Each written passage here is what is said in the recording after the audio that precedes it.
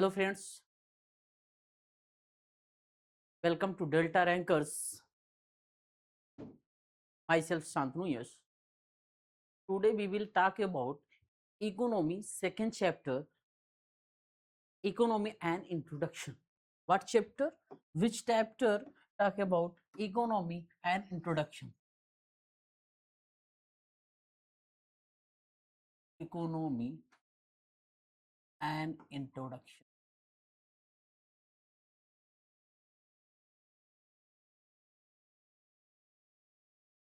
Economy and introduction.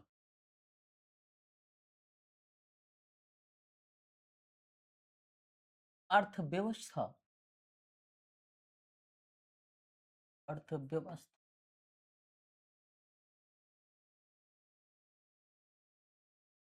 अर्थव्यवस्था की भूमिका अर्थव्यवस्था की भूमिका क्या है? कोई एक भूमिका होगी। परिचय, किसी भूमि का परिचय या परिचय परिचय इसके विषय में कुछ ना कुछ तो परिचय होगा ना जी। ऐसा तो नहीं है कैसे वो कर जाएगा। जब कुछ ना कुछ परिचय होगा तो वो किस बात को इंडिकेट करेगा? वो इस बात को इंडिकेट करेगा कि इकोनॉमी और इकोनॉमिक्स में डिफरेंस बताएगा। क्योंकि अभी इसके पहले जब हम डिमांड, सप्लाई और इनकम की बात कर रहे थे तो वहाँ पे इकोनॉमिक्स हम बोल रहे थे। इकोनॉमी क्यों नहीं बोला मैंने? इकोनॉमिक्स इकोनॉमी बोल रहे थे।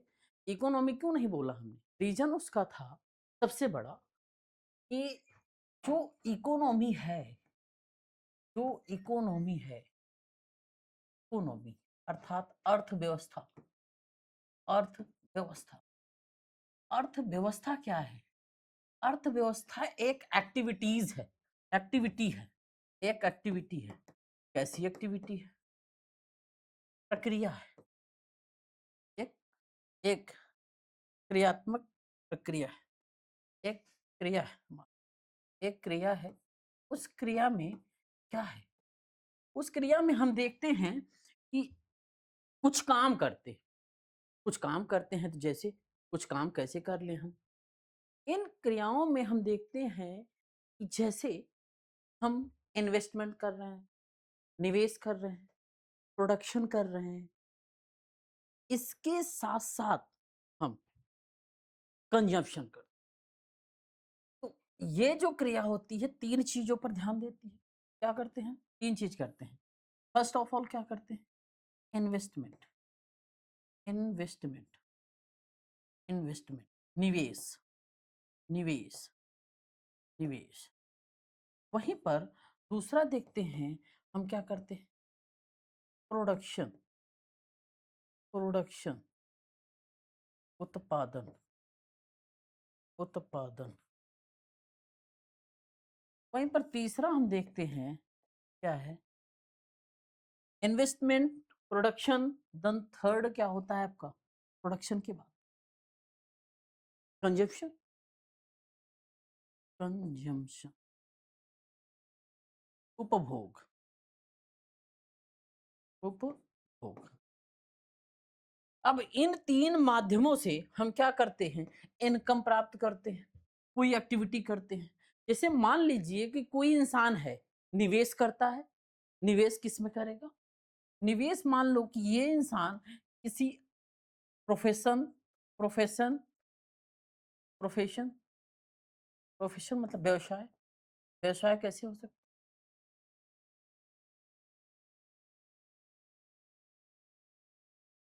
व्यवसाय,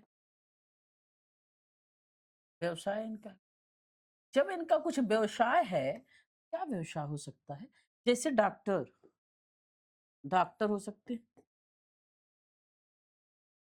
इंजीनियर हो सकते हैं,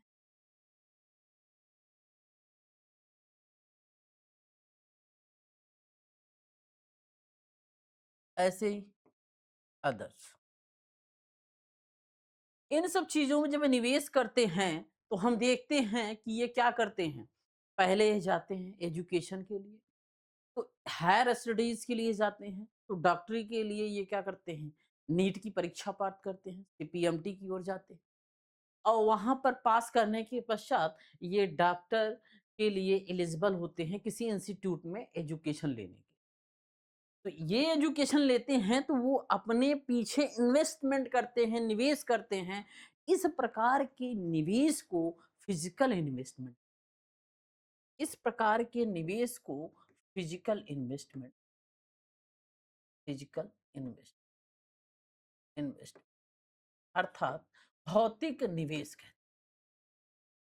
भौतिक निवेश, भौतिक निवेश मतलब क्या होता है कि यही भौतिक निवेश आगे चलकर जब डॉक्टर का स्वरूप ले लेता है, प्रॉपर रूप से अपना एक सर्टिफिकेट ये पा जाते हैं और किसी गवर्नमेंट हॉस्पिटल या खुद के ओन हॉस्पिटल को जब ये रन करना स्टार्ट करते हैं, तो वहां से ये उत्पादन करते हैं। उत्पादन क्या कर किस फॉर्म में करते हैं, ये सर्विस देते हैं। क्या करते हैं ये सर्विस देते हैं। जो डॉक्टर्स होते हैं ये क्या करते हैं, ये सर्विस देते हैं, सेवाएं देते हैं। जब सेवा सेवा देते हैं, जब ये सेवा देती हैं, इसका मतलब कहीं तो वहां से इनको कुछ ना कुछ इनकम प्राप्त होता है। इनकम प्राप्त होता है, आय मिलती है। जो आय मिलती है वो इनके प्रोडक्शन अर्थात उत्पादन स्वरूप होता है। उत्पादन स्वरूप होता है। ठीक है, तो ये उत्पादन जो होता है, इस उत्पादन का उपयोग ये क्या करते हैं, इस उत्पादन का उपयोग ये अपने लिए करते हैं। किस में करते हैं, अपने लिए, ये अपने कंजम्पशन में करते हैं, अर्थात अपने उपभोग में उपभोग में करते हैं।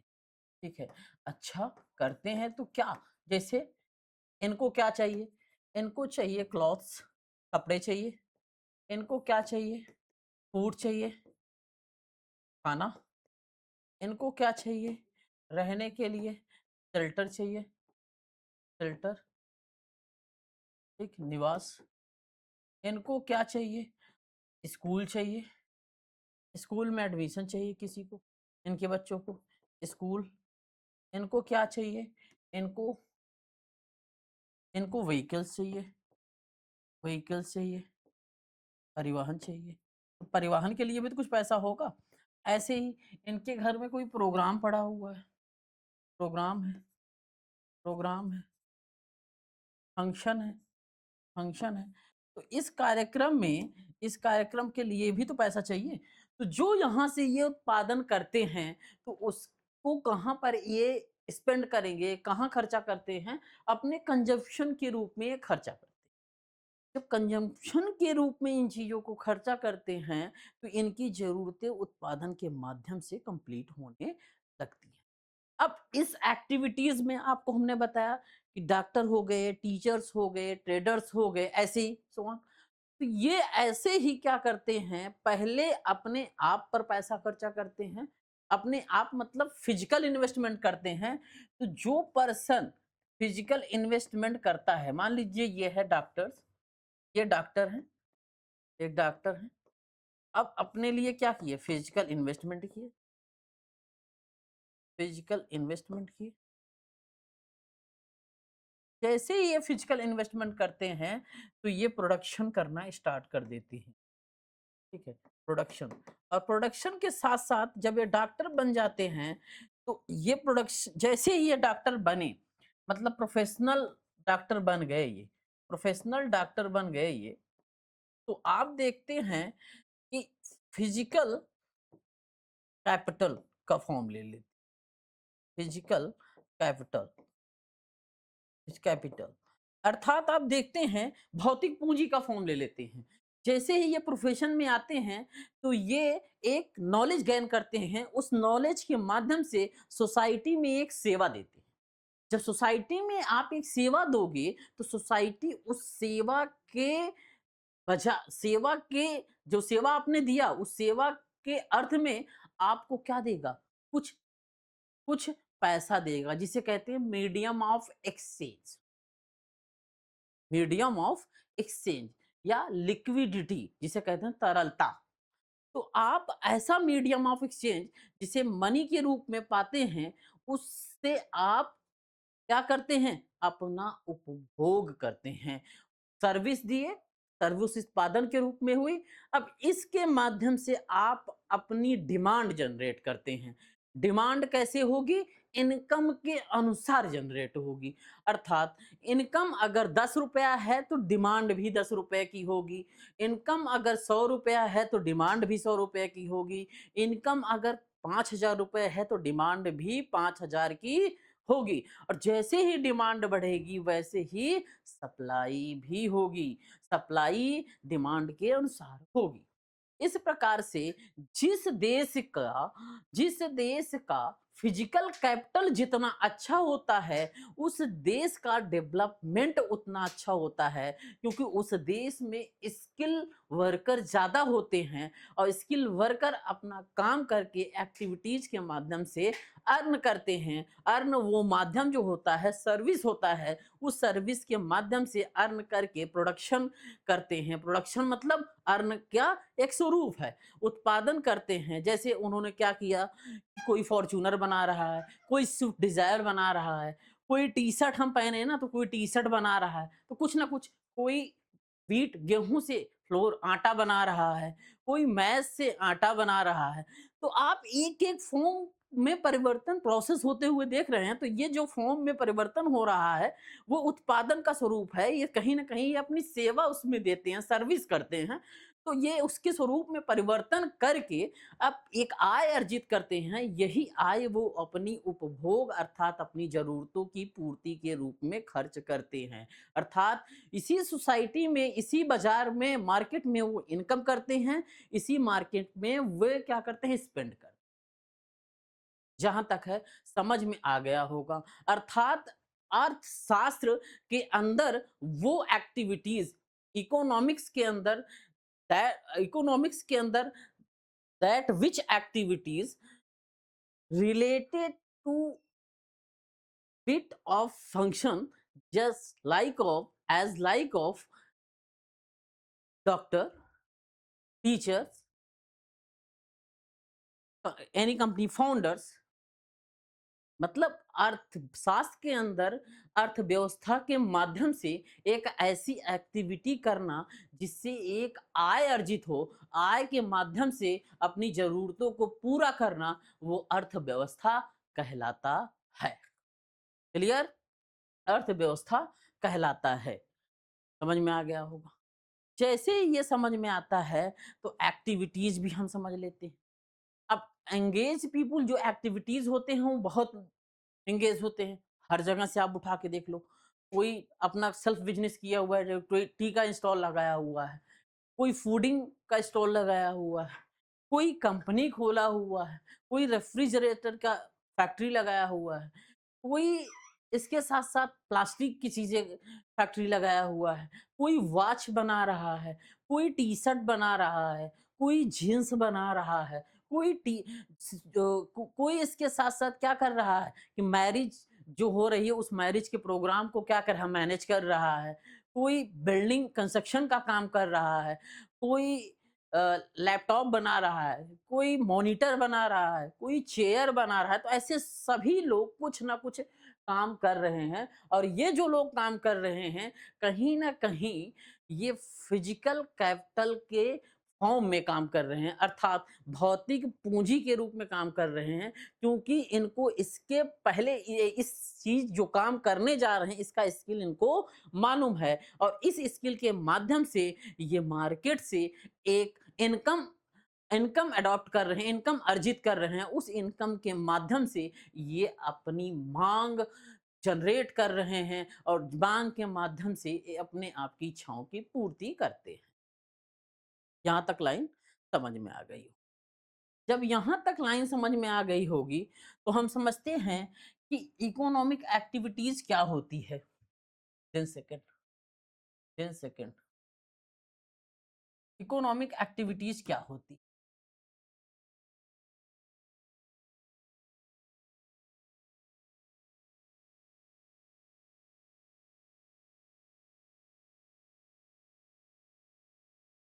इकोनॉमिक एक्टिविटीज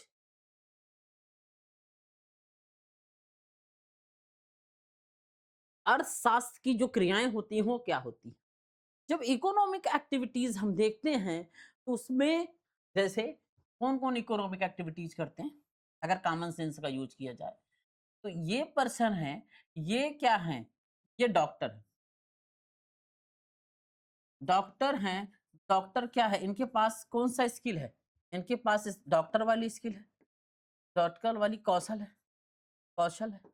और इस कौशल का उपयोग करके ये क्या करते हैं, मनी अर्न मनी, ये पैसा कमाते हैं, ठीक है। और इस पैसे के माध्यम से ये क्या करेंगे, डिमांड जनरेट करेंगे अपनी, मांग मांग जनरेट करेंगे।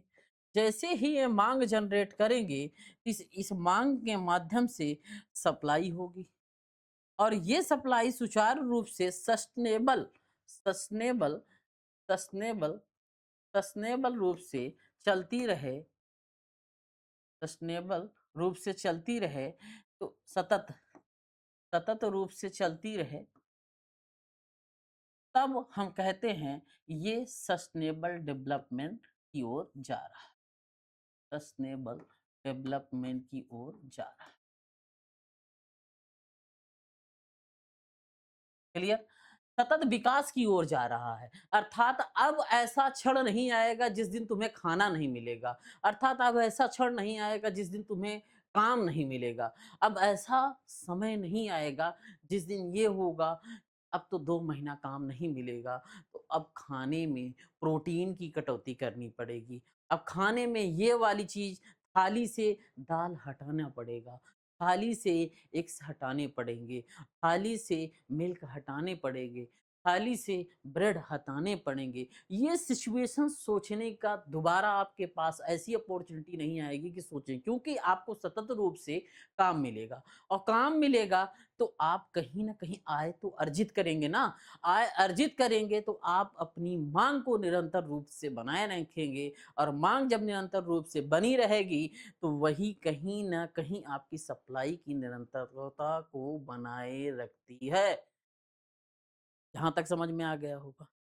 जब यहाँ तक समझ में आ गया होगा, तो आपको एक सिंपली चीज़ें ये देखनी चाहिए कि ये इकोनॉमिक एक्टिविटीज़ हो गई। लेकिन इसी के फॉर्म में हम देखते हैं तीसरा, तीसरा ये है कि कुछ कुछ ऐसी भी चीज़ें होती हैं जो नॉन इकोनॉमिक एक्टिविटीज़ से संबंधित हो। नॉन इकोनॉमिक एक्टिविटीज़ एक्टिविटीज़ से संबंधित हो। मतलब ऐसी आर्थिक गतिविधियाँ जो आर्थिक गतिविधियाँ नहीं कहलाती हैं। अर्थात जैसे आप एनजीओ ले लो, एनजीओ ले लो, एनजीओ में non governmental organisation, NGO, non governmental organisation,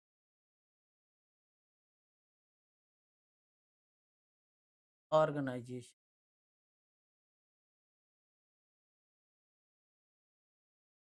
गैर सरकारी संस्था।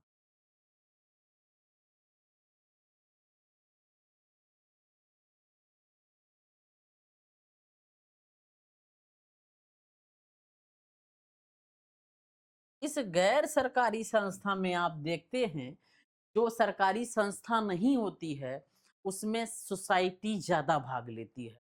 जब सोसाइटी ज़्यादा भाग लेगी उसमें, तो सोशल वर्क होगा। तो दूसरा क्या हो सकता है? सोशल वर्क, सामाजिक कार्य, सोशल वर्क, सामाजिक कार्य।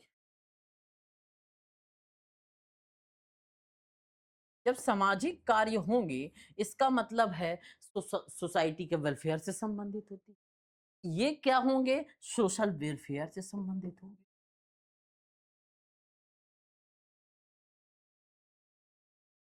सामाजिक कल्याण से संबंधित।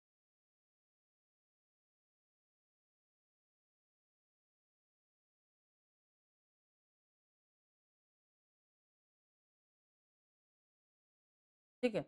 जब ये सामाजिक कल्याण से संबंधित होंगे, तो कहीं न कहीं समाज के हित के लिए होंगे ना, समाज के हित की बात करेंगे ना।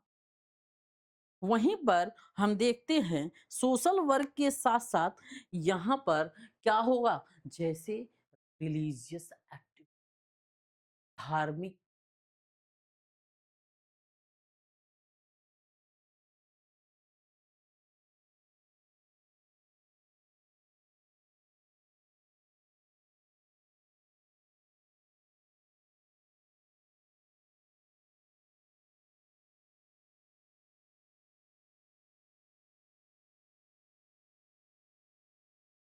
धार्मिक गतिविधियाँ।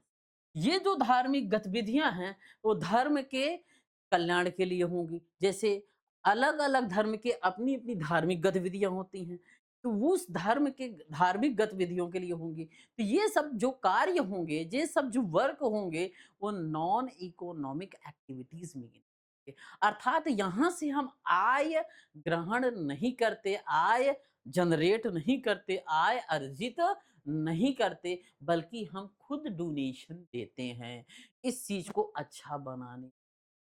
इस प्रकार से ये आर्थिक गतिविधियों में नहीं, जो सामाजिक जो परहित, जो दूसरे की मतलब जिसमें सभी का वेलफेयर हो, अर्थात दूसरे के हेल्प के नजरिए से हो, और वो कार्य जो होगा आपका, वो एक्टिविटी जो होगा नॉन इकोनॉमिक एक्टिविटीज में आए, जो इस प्रक्रियाओं में आपको देखने को मिल जाए।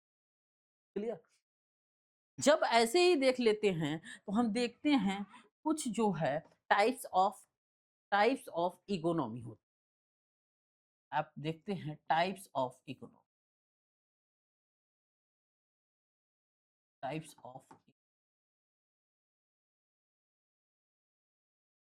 अर्थव्यवस्था के प्रकार।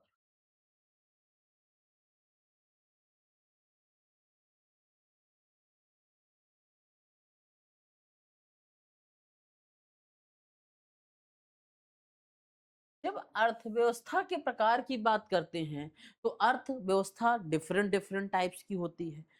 जैसे आप देखते हैं, कुछ अर्थव्यवस्था कैपिटलिस्ट टाइप की होती है, अर्थात लिबरल इकोनॉमी जिसे कहते हैं। कुछ अर्थव्यवस्था जैसे हम देखते हैं, एक-एक चीज़ को देखें। जैसे इकोनॉमी कैपिटलिस्ट इको कैपिटलिस्ट अर्थात लिबरल,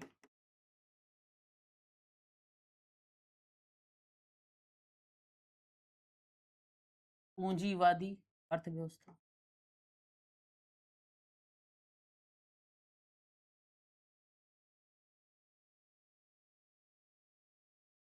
पूंजीवादी अर्थव्यवस्था। वहीं पर दूसरा क्या होता है? जब पूंजीवादी अर्थव्यवस्था होगी, तो उसी के साथ-साथ सोशलिस्ट अर्थव्यवस्था होती है, वो सोशलिस्ट तो स्टेट इकोनॉमी होती है, सोशलिस्ट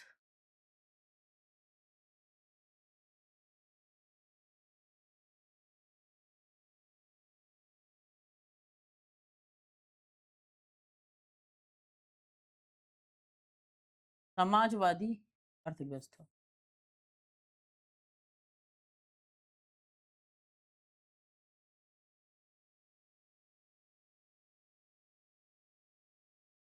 वहीं पर जैसे समाजवादी अर्थव्यवस्था हम देखेंगे, हम एक-एक चीज़ को भी समझेंगे। हम आपको बता रहे हैं कि क्या-क्या चीज़ समझना है।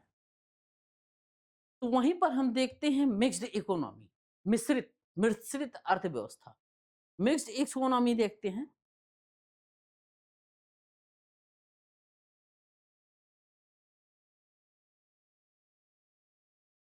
मिश्रित अर्थव्यवस्था,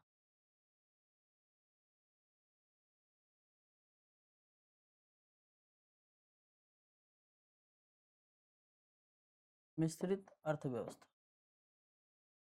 जब मिश्रित अर्थव्यवस्था हम देखते हैं, जहाँ पर दोनों चीज़ मिक्स होते हैं।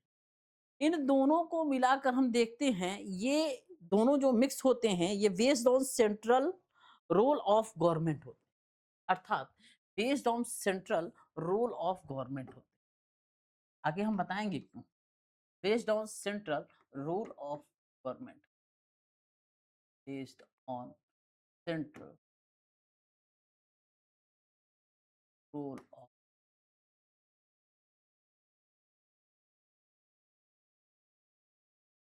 वहीं पर दूसरा देखते हैं, ये 1 2 3 हुआ, लेकिन दूसरा पक्ष देखते हैं।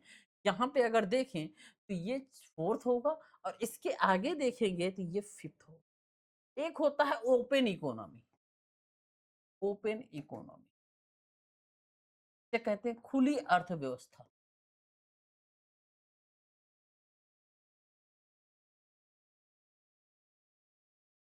खुली अर्थव्यवस्था। एक होता है क्लोज्ड इकोनॉमी,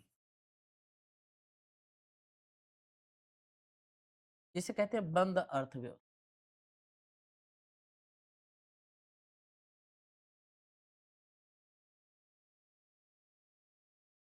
अब देखते हैं एक-एक चीज को हम एक्सप्लेन करते हैं। एक-एक चीज को हम एक्सप्लेन करने की कोशिश करते हैं और समझाने की कोशिश करते हैं और आप समझें। जो हमारी कैपिटलिस्ट इकोनॉमी होती है, वो कैपिटल थॉट को लेके बैठी होती है। अर्थात कैपिटल थॉट होते क्या है? अगर देखें तो कैपिटल थॉट मतलब ये होता है कि अब इस चीज को देखें आप तो एडम स्मिथ की बुक में भी कहा गया है कि ये कॉन्सेप्ट बताया गया है कि concept developed by the Adam Smith book wealth of nation, इसके विषय में कैपिटल थॉट के विषय हम चलते हैं कि एक चीज को कैपिटलिस्ट, पहले एक एक चीज को डिफाइन कर। Capitalist, capitalist liberal economy.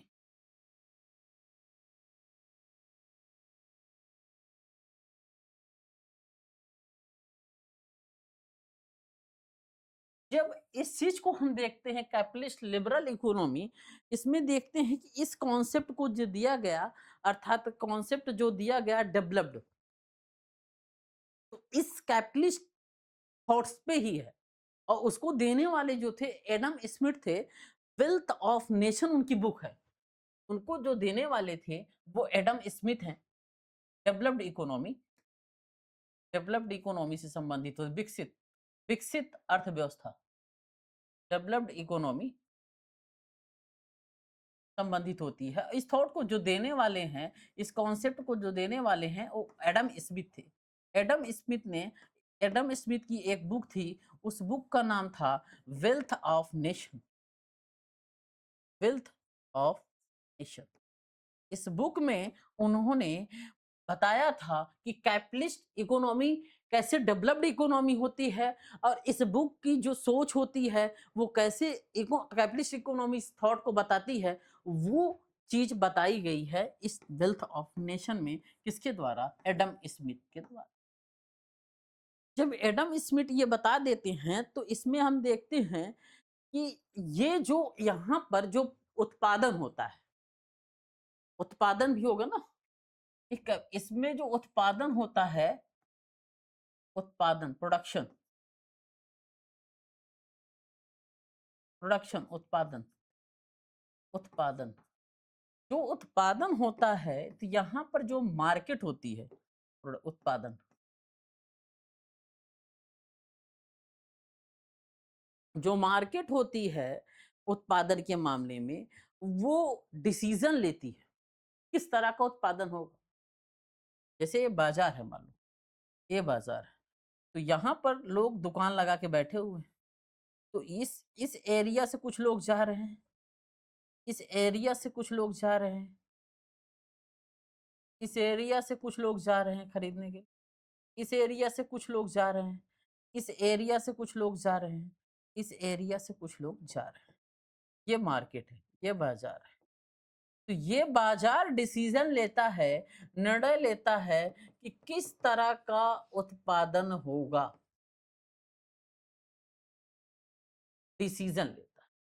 तो बाजार डिसीजन ये किस बेस पे लेता है कि उस, जहां पर वो मार्केट है उसके सराउंडिंग में, उसके चारों ओर, उसके चारों ओर कौन से लोग रहते हैं, अर्थात उनकी डिमांड कैसे है,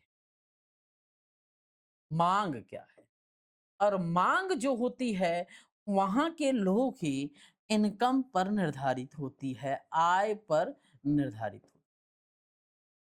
अगर आय उनकी अच्छी है तो डिमांड भी ज्यादा होगा, और ज्यादा ब्रांडेड होगा, और ज्यादा ब्रांडेड होगा तो वहां पर सप्लाई भी ज्यादा हो। जहां पर सप्लाई होगी और ये निरंतर रूप से हमने कहा कि चलती रहेगी, अगर यही प्रक्रिया चलती रही, इसी को हम कहते हैं सतत विकास, सस्टेनेबल डेवलपमेंट।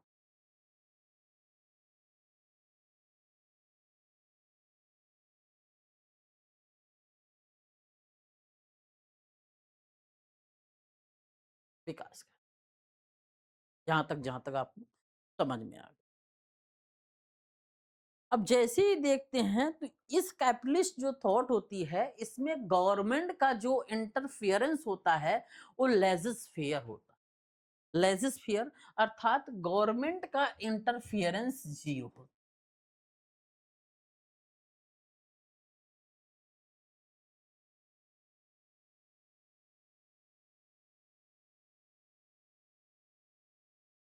क्या होता है? जीरो होता है, लेजिस फेयर होता है। इसी को लेजिस फेयर, लेजिस लेजिस फेयर। जब गवर्नमेंट का इंटरफेरेंस यहाँ पे जीरो होता है तो इसका मतलब क्या है कि सरकारी तो होंगे नहीं ज्यादा, यहाँ पर प्राइवेट ओनरशिप, यहाँ पर प्राइवेट ओनरशिप,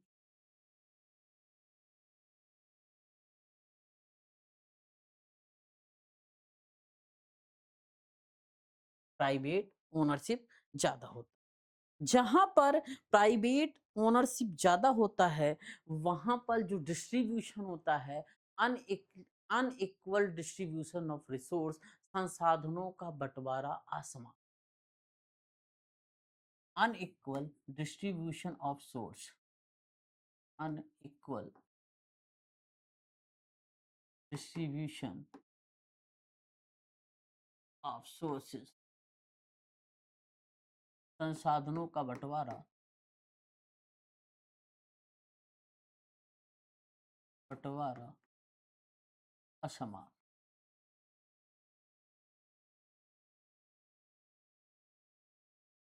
जहां पर संसाधनों का बंटवारा जीरो होता है तो आप देखते हैं यहाँ पर स्टेट गवर्नमेंट और सेंट्रल गवर्नमेंट का जो कंट्रोल होता है वो भी क्या होगा?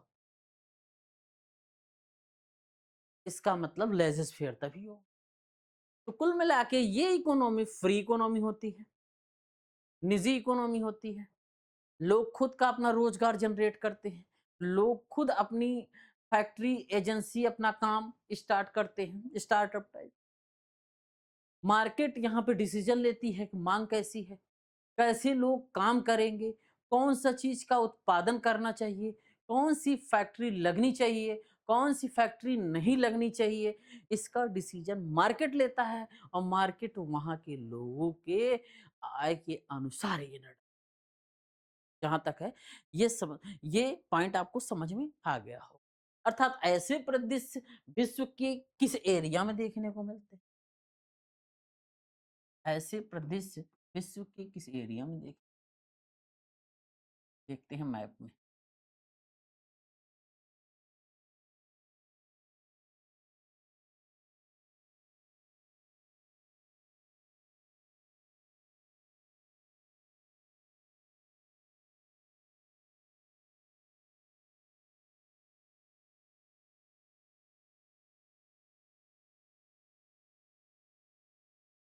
अब ऐसे परिदृश्य देखने हैं तो किसी ना किसी एरिया में तो मिलेंगे ना। वो कौन सा एरिया हो सकता है? वो जैसे आपका देखा जाए यूएसए है, यूके है। यूएसए मतलब यूएसए,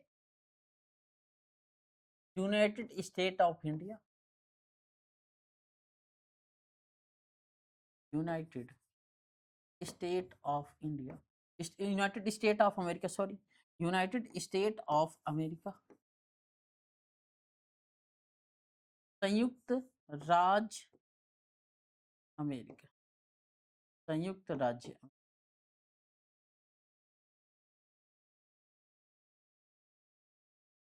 अमेरिका, संयुक्त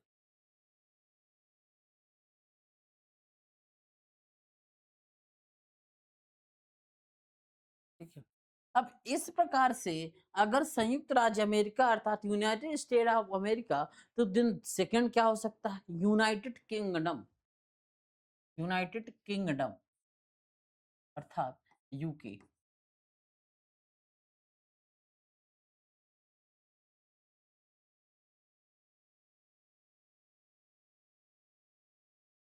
ये एरिया जो होते हैं वो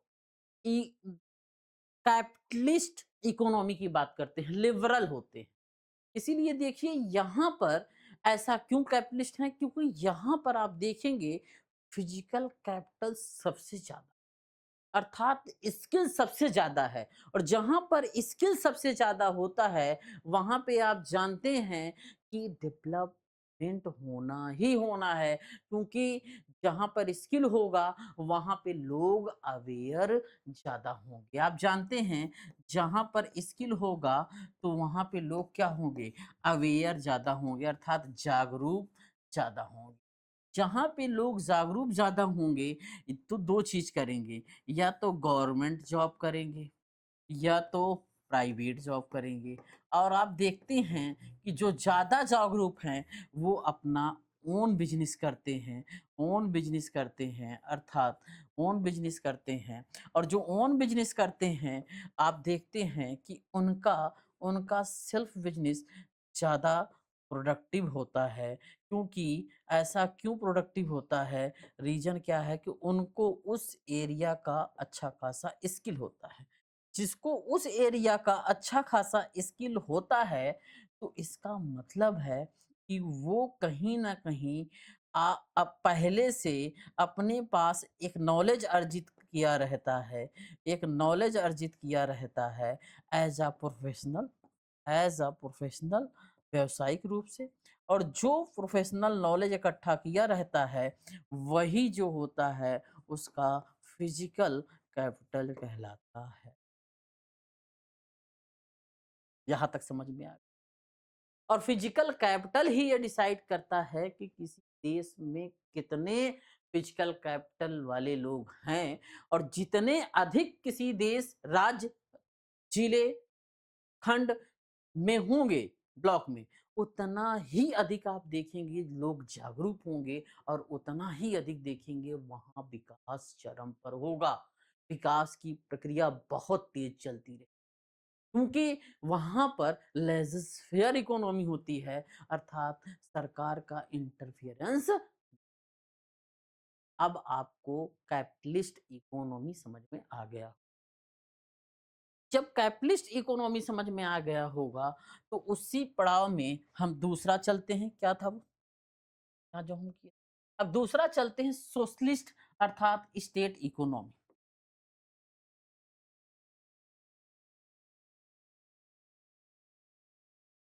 सोशलिस्ट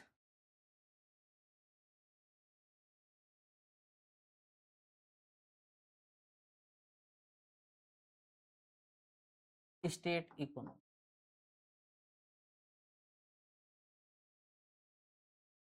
समाजवादी अर्थव्यवस्था।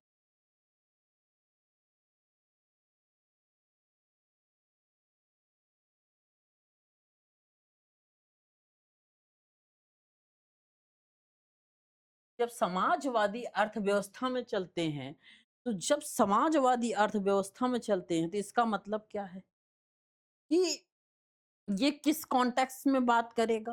क्योंकि यहाँ का जो इस कॉन्टेक्स्ट के विषय में किसी फिलोसोफर ने भी बात किया होगा, शायद दिया हो, तभी तो ये नाम आया, नहीं तो समाजवादी आना ही नहीं चाहिए कैपिटलिस्ट को, जैसे एडम स्मिथ ने दिया।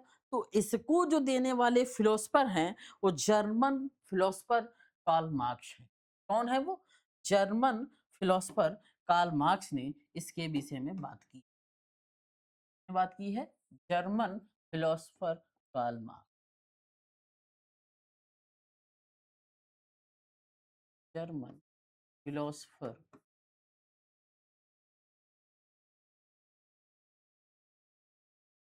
Karl Marx. कार्ल मार्क्स ने इसके विषय में बात कार्ल मार्क्स ने इसके विषय में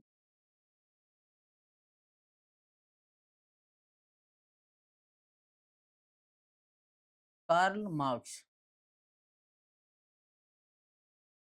जब कार्ल मार्क्स ने इसके विषय में बात की, तो उन्होंने कहा कि क्या होता है सोशलिस्ट इकोनॉमी। अगर कार्ल मार्क्स में सुने तो कार्ल मार्क्स कहते हैं कि ऐसा है कि वो पहले से जो कार्ल मार्क्स का टाइम होता है, वो पहले ही सताए हुए होते हैं। वहाँ पे देखते हैं कि वो उस कार्ल मार्क्स का जो समय होता है, बहुत गंभीर समय होता है। तो वहाँ पर कार्ल मार्क्स ये डिसीजन लेते हैं कि ऐसा है कि हम जैसे-जैसे अपने ऊपर स्थित जो हमारा सुप्रीम बॉडी है, मान लीजिए कि ये कोई कंपनी है। कार्ल मार्क्स की बातें समझा रहे हैं, फिर आएँगे उस ये मान लीजिए कोई कंपनी है, इस कंपनी में मान लीजिए इस तरह है और इस कंपनी में धुएँ निकल रहे हैं। धुएँ मान लीजिए इस तरह निकल रहे हैं धुएँ, रेड निकल रहे हैं धुएँ। तो अब फैक्ट्री है कोई, तो अब जब फैक्ट्री है, तो ये क्या है? एक फैक्ट्री है, एक फैक्ट्री। जब एक फैक्ट्री है तो इसमें ढेर सारे लोग ऐसे क्या होंगे? वर्क कर रहे होंगे, मेनी वर्कर्स होंगे, मेनी वर्कर्स, बहुत वर्कर होंगे यहाँ। और जो वर्कर होंगे अर्थात ये हैं वर्कर, अर्थात इस टाइप के वर्कर, यहाँ पे ये वर्कर, तो ऐसे बहुत सारे वर्कर हैं जो वहाँ पे क्या कर रहे हैं? काम कर रहे हैं, काम कर रहे हैं। तो ये जो काम कर रहे हैं वर्कर, वो कहीं न कहीं एक इनकम इनकम के लिए काम कर रहे हैं और इनकम क्यों करना चाहते हैं ये कि कहीं न कहीं उनकी जो डिमांड है वो पूरी हो और डिमांड जब पूरी होगी, तो वो सप्लाई पर होगी। तो डिमांड तभी होगी जब उनकी इनकम अच्छी। जब ये वर्कर काम करता है 1 लाख का, लेकिन इसको ये जो एक सामान बना रहा है, वो बनाता है ₹50 का, लेकिन मार्केट में ये सामान बिक रहा है ₹200 का। इसने जो काम किया है, इसके लिए इसको मिल रहा है ₹5 और ₹195 इसका मालिक रख रहा है। इंडस्ट्रियलाइजेशन औद्योगीकरण का समय था वो। जब मालिक 195 रख रहा है तो इसका मतलब इस वर्कर का यहाँ पर क्या हो रहा है? एक्सप्लॉयटेशन हो रहा है। वर्कर का क्या हो रहा है? एक्सप्लॉयटेशन, एक्सप्लॉयटेशन, शोषण हो रहा है।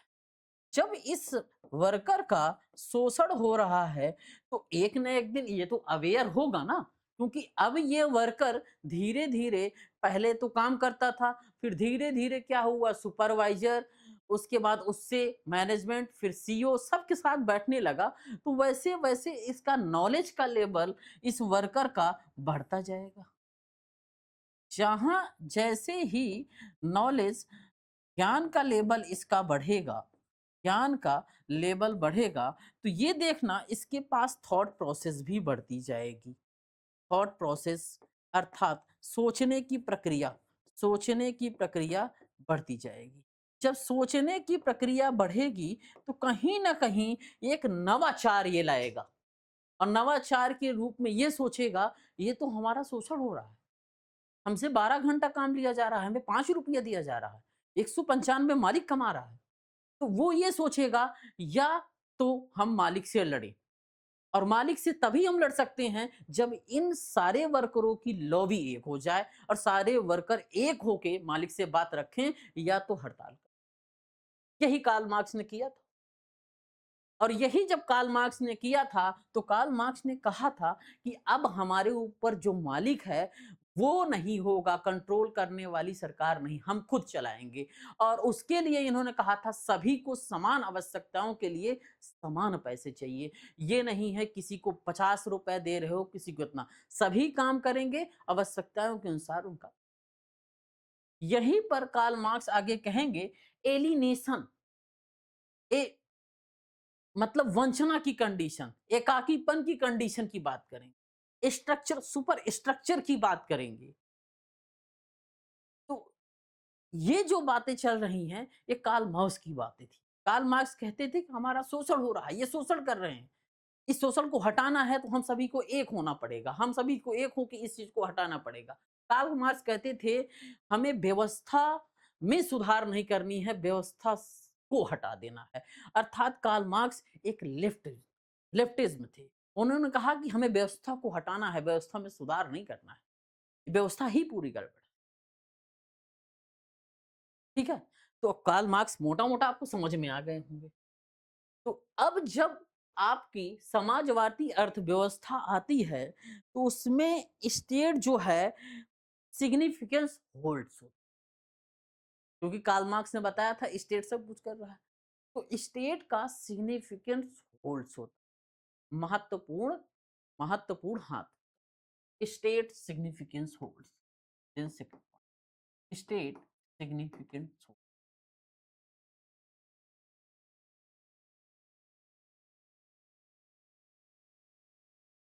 रोल होता है। जैसे ही स्टेट सिग्निफिकेंस रोल होता है, तो पब्लिक ओनरशिप जो यहाँ पर होती है, वो पहले की अपेक्षा जो होती है रिसोर्सेस पे ज़्यादा। बात समझ में आ रहा है क्या? पहले तो पूरी फ्री थी, लेकिन यहाँ पर पब्लिक ओनरशिप फ्री ना होके ओनली रिसोर्सेस पे आ, वहाँ पे पूरा हर चीज़ आप करते थे। लेकिन यहाँ पे एक सेगमेंट बच गया कि आप रिसोर्सेस का पब्लिक का जो होगा, जो संसाधन है, उनमें उनका स्वयं का रोल होगा, स्वयं का अधिकार, स्वयं वो डिसीजन। तो पब्लिक ओनरशिप बढ़ती गई। जैसे-जैसे पब्लिक ओनरशिप बढ़ती गई, तो यहाँ पे हमने ये देखा कि ये जो पब्लिक ओनरशिप बढ़ रही है, कहीं न कहीं ये पब्लिक ओनरशिप, यहाँ पे हम देख रहे हैं कि जैसे-जैसे पब्लिक ओनरशिप बढ़ेगा, पब्लिक ओनरशिप, पब्लिक ओनरशिप किस पे बढ़ रहा है? पब्लिक ओनरशिप बढ़ रहा है रिसोर्सेस पर, संसाधनों पर, संसाधनों पर। जब संसाधनों पर पब्लिक ओनरशिप बढ़ रहा है, इसका मतलब है कि ये जो संसाधन होंगे, पब्लिक जो यूज़ कर रही है, ये क्या होंगे? सोशल वेलफेयर के लिए, वेलफेयर के लिए, सामाजिक कल्याण के लिए होंगे। जब ये सामाजिक कल्याण के लिए होंगे, समाज का कल्याण की बात करेंगे, तो इसका मतलब इसका मुख्य उद्देश्य की धारा क्या होगी? समाज कल्याण की होगी। लेकिन इसमें एक चीज़ है, इकोनॉमिक फ्रीडम नहीं, आर्थिक स्वतंत्रता नहीं होगी, जो कैपिटलिस्ट में थी। इसमें इकोनॉमिक फ्रीडम,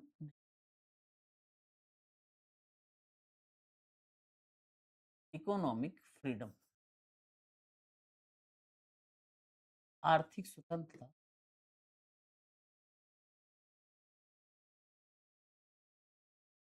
नहीं होगी। आर्थिक स्वतंत्रता नहीं होगी। अर्थात नहीं होगी, मतलब ये पूर्ण रूप से नहीं या नहीं होगी, मतलब थोड़ी-सी है। यहाँ पे ऐसे समझिएगा, अगर इस चीज़ को कंप्लीट ना समझ रहे हो, तो ये यहाँ पे लिख लीजिए, यहाँ पे समझ लीजिए कि थोड़ी होगी, थोड़ी होगी, थोड़ी, ऐसा नहीं है नहीं होगा। रिजिड नहीं हो गया है, रिजिड नहीं हो गया, मतलब थोड़ी होगी, थोड़ी नहीं होगी। क्लियर? जैसे ही हम इस चीज़ को समझ लेते हैं, तो इस चीज़ के लिए अगर हम देखते हैं, कोई ना कोई ऐसा एरिया होगा, जहाँ पर सोशलिस्ट इकोनॉमी दिखेगा, हम मैप में देख,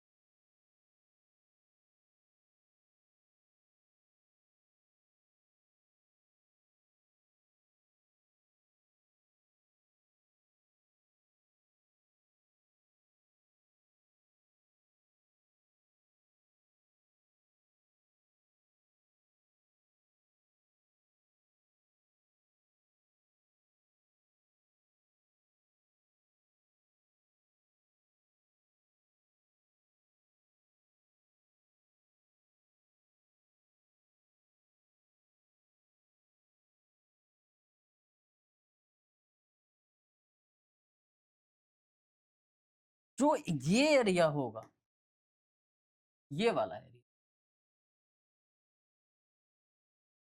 सोवियत संघ रूस जिसे कहते हैं, अब रसिया कहते हैं। सोवियत सोवियत संघ रूस, सोवियत यूनियन, सोवियत संघ रूस कहते थे जिसे। इसे अब क्या कहते हैं, रसिया कहते हैं,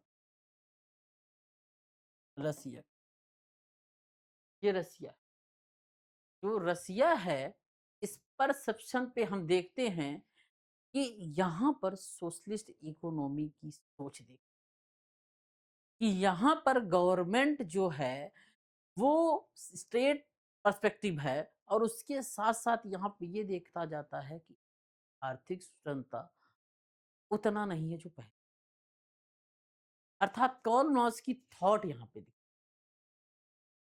सोच दिखती, यहाँ पर कार्ल मार्क्स की सोच दिखती है जो कार्ल मार्क्स ने कहा था। यदि हम कार्ल मार्क्स को देखते हैं और समझते हैं जो कार्ल मार्क्स कहते हैं, तो ये मोटा मोटा मिलता है कि यहाँ पर पता चल गया था कि शोषण कैसे हो और इसको तोड़ना कैसे है। ये दौर था वो, जहां पर लोग सभी अपने बंधनों को तोड़ रहे थे। जब लोग सभी बंधनों को अपने तोड़ेंगे इस दौर में, तो कितनी गर्मी लगेगी सोचो। और इस गर्मी में हम क्या करेंगे, कहीं ना कहीं ये सोचेंगे इस ताकत को हटाओ, इस शोषणकारी प्रक्रिया को हटाओ। यही दौर है सोच। वहीं पर हम आगे देखेंगे क्या, वहीं पर हम आगे देखेंगे जो दिया गया है, थर्ड दिया गया है, वो है मिक्स्ड इकोनॉमी।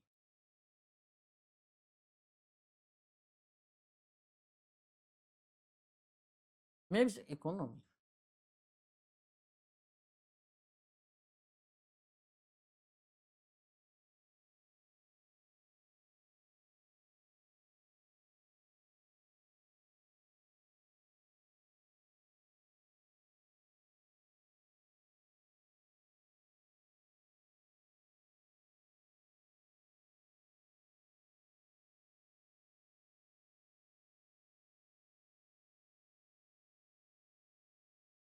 मिश्रित अर्थव्यवस्था। मिश्रित अर्थव्यवस्था जो होती है, वो प्राइवेट और पब्लिक का को एग्जिस्टेंस होता, को एग्जिस्टेंस होता। इसमें प्राइवेट और पब्लिक का को एग्जिस्टेंस होता,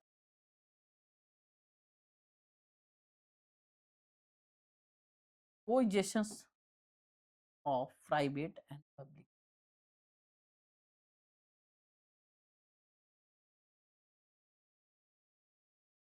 ऑफ प्राइवेट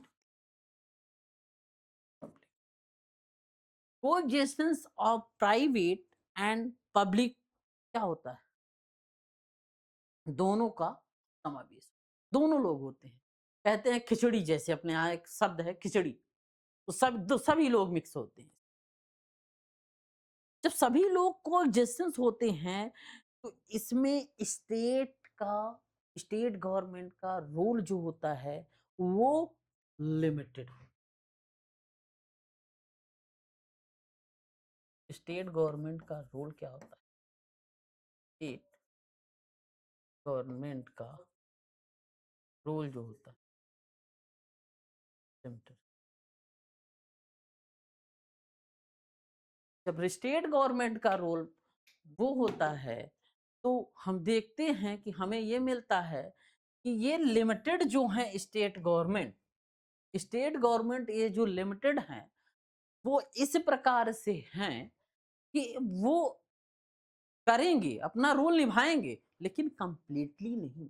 एक दायरा होगा, यहां तक स्टेट गवर्नमेंट होगी तो यहां तक स्टेट गवर्नमेंट नहीं होगी। अर्थात स्टेट गवर्नमेंट का एक दायरा होगा, यहां तक है, लेकिन इसके आगे अगर आप जाएंगे, ये बैरियर्स यहां पे नहीं।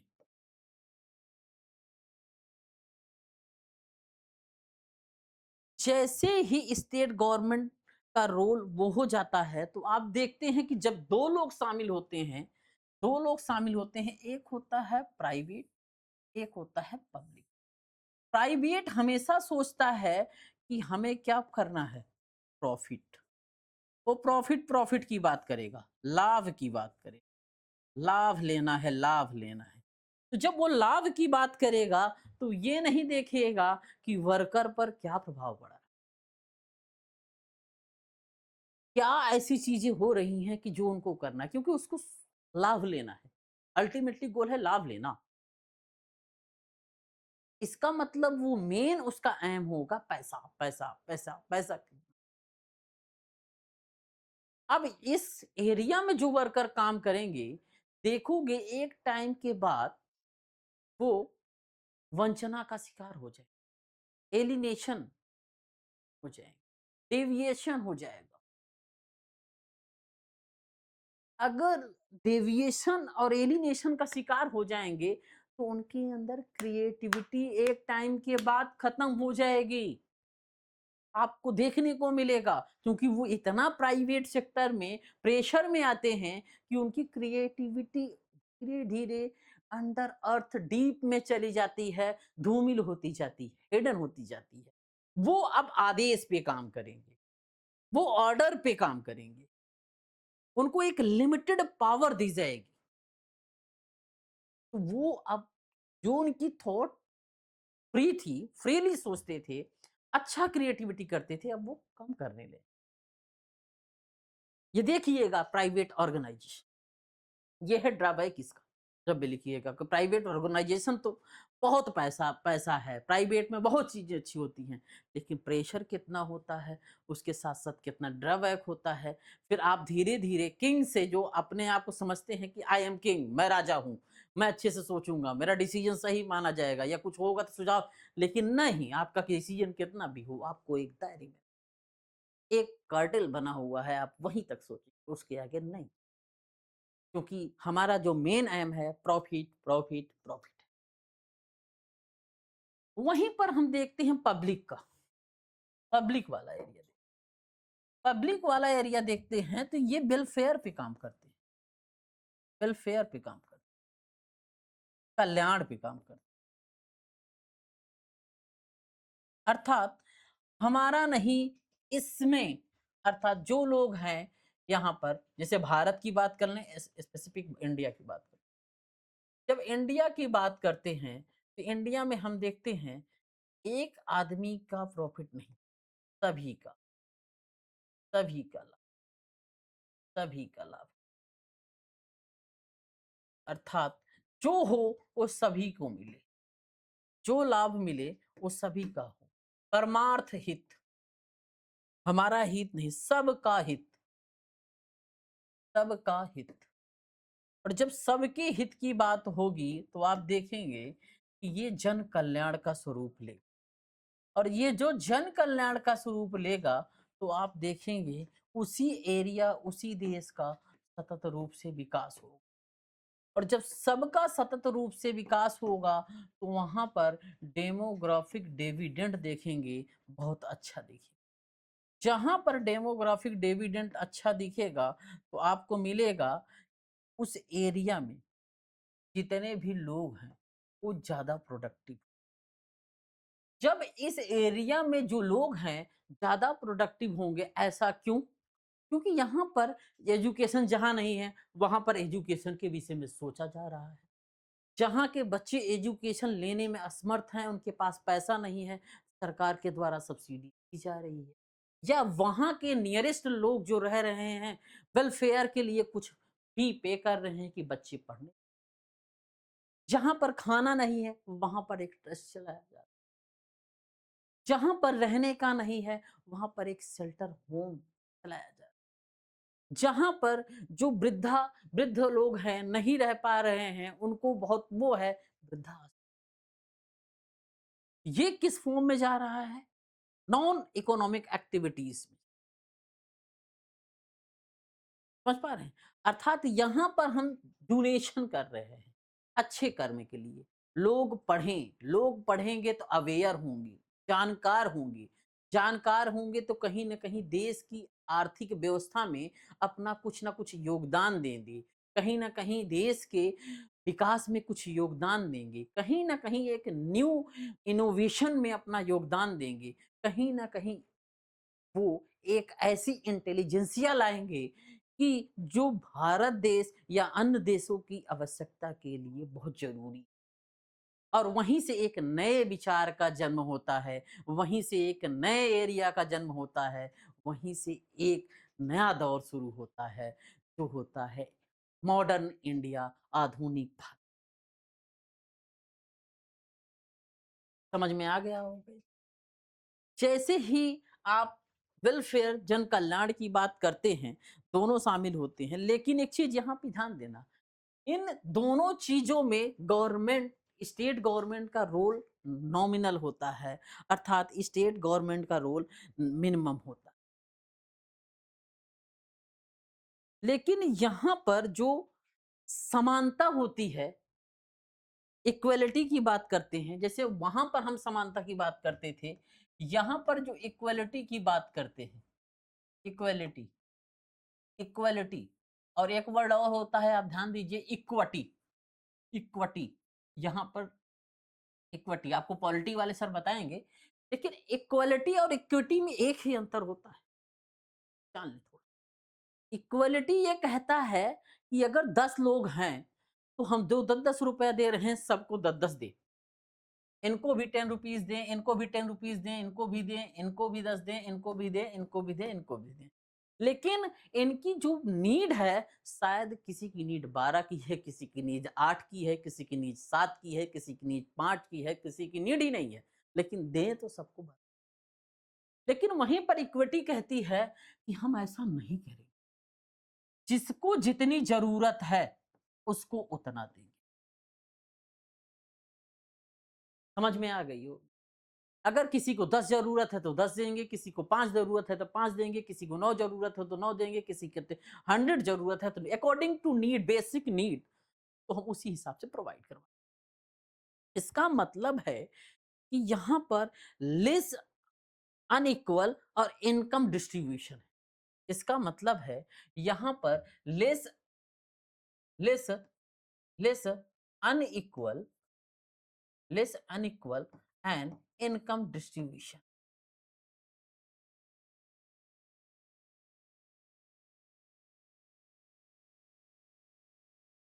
बात समझ में आ गई? अर्थात यहाँ पे असमानता आके कम होती जा रही है और उसके साथ-साथ आय का वितरण जो है समान होता जा रहा है। इस प्रकार की जो प्रक्रिया है आपको देखने को मिलेगी इंडियन इकोनॉमी। कहाँ पर? भारतीय अर्थव्यवस्था। भारतीय अर्थव्यवस्था में इसलिए भारत की अर्थव्यवस्था की बात होती है, इंडियन इकोनॉमी की बात होती है, तो कहा जाता है Indian economy mixed economy. They have two, both economy are two economy. First of all public, then second private. अब गांधीयन इकोनॉमी पे देखो तो थोड़ा थोड़ा इसी पे है पूरा completely. Gandhian economy is based on the principle of trusteeship.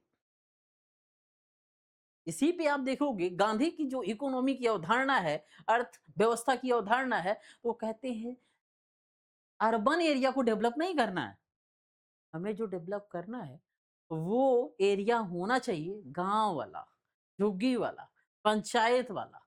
हमें गांव से विकास शुरू करना है। ऐसा क्यों? क्योंकि गांव के लोग माइग्रेट होके शहर में ना जाए, गांव के लोग गांव में रहे। ठीक है, वहीं पर अब नेक्स्ट देखेंगे जो हमने बताया था, ओपन इकोनॉमी, खुली अर्थव्यवस्था।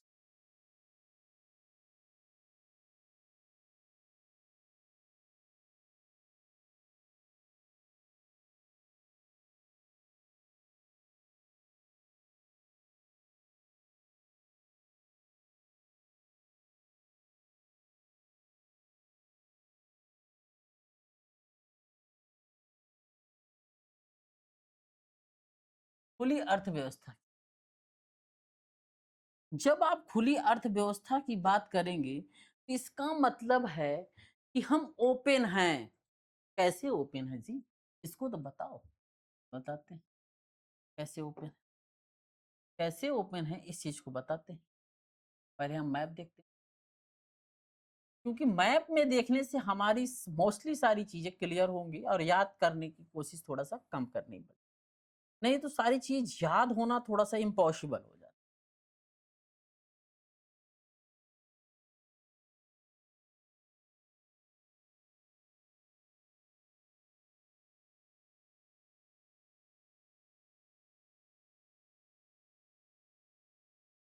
जब इस वाले एरिया को हम देखते हैं तो यहाँ पे जो ये वाला एरिया होता है वो इंडिया का होता है।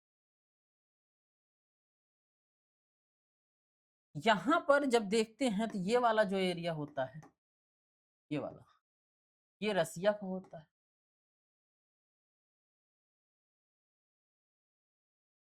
यहाँ पर जब देखते हैं जो ये वाला एरिया होता है, जापान, कोरिया। यहाँ पर जब हम देखते हैं तो जो ये वाला एरिया होता है वो वाला, यहाँ पर देखते हैं जो ये वाला एरिया होता है इंडोनेशिया।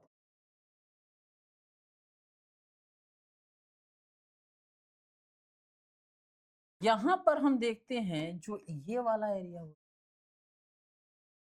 है, ये वाला अफ्रीका। यहाँ पर जो हम देखते हैं आगे वाली चीजों, यहाँ पर जो एरिया होती है, एरिया होता है ये वाला,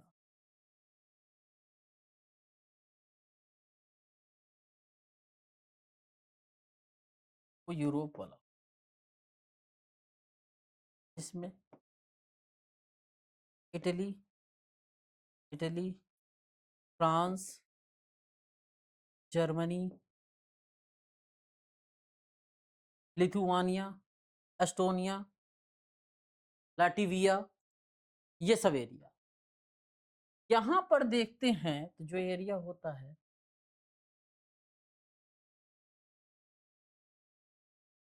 ये वाला नॉर्थ में,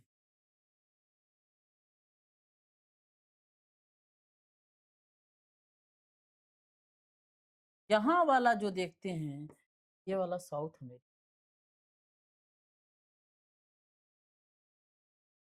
क्या होता है साउथ में। अब सोचे होगे कि इतना क्यों बता दिया सर ने, सोचा है ना आपने। रीजन है कि जब आप देख लोगे मैप में तो आपको समझ में आएगा कि जो खुली अर्थव्यवस्था है उसमें आयात और निर्यात दो प्रक्रिया होती है। आप सामान दो, मैं सामान आपको दूं। आप मुझे टी शर्ट दो, मैं आपको जींस दूं। आप मुझे पैसा दो, मैं आपको कोल्ड ड्रिंक दूंगा। आप मुझे मीडियम ऑफ एक्सचेंज दो, मैं आपको खाना दूंगा। ये जो मीडियम ऑफ एक्सचेंज चल रहा है ये एक दूसरे के साथ फ्री फ्री चलेगा, इसमें कोई बैरियर नहीं होगा, इसमें कोई वंचना ये इस चीज की नहीं होगी कि इतना करना है इतना करना, फ्री फ्रीडम। आप किसी से भी व्यापार, आप उठ के कहो कैसा है हमें जर्मनी से व्यापार करना है तो जर्मनी को कुछ भेजो, जैसे जर्मनी को टोमेटो भेजो। कोई कहे ऐसा जर्मनी से, जर्मनी की चीजें आ रही हैं, जर्मनी के जैसे शूज आ रहे हैं, जापान के शूज आ रहे हैं। कहीं से तुम्हें कोई मिसाइल खरीदनी है तो मिसाइल खरीद, कहीं से तुम्हें हेलीकॉप्टर खरीदना है तो तुम खरीदिए, कहीं से तुम्हें कोई फ्रूट्स खरीदना है तो आप खरीदिए, कुछ उनको बेचिए। इसमें कोई हर्डल नहीं है। इस प्रकार की जो अर्थव्यवस्था होती हैं, जो स्वतंत्र रूप से होती हैं, जिनमें कोई रोक-टोक नहीं होता है, हम एक-दूसरे के साथ व्यापार को साझा कर सकते हैं और समान रूप से समान हितों को साझा करते हुए इम्पोर्ट, एक्सपोर्ट, आयात, निर्यात को कर सकते हैं। वह प्रक्रिया, वह प्रोसेस, ऐसी एक्टिविटीज़ ओपन इकोनॉमी, खुली अर्थव्यवस्था को निर्देशित करता है।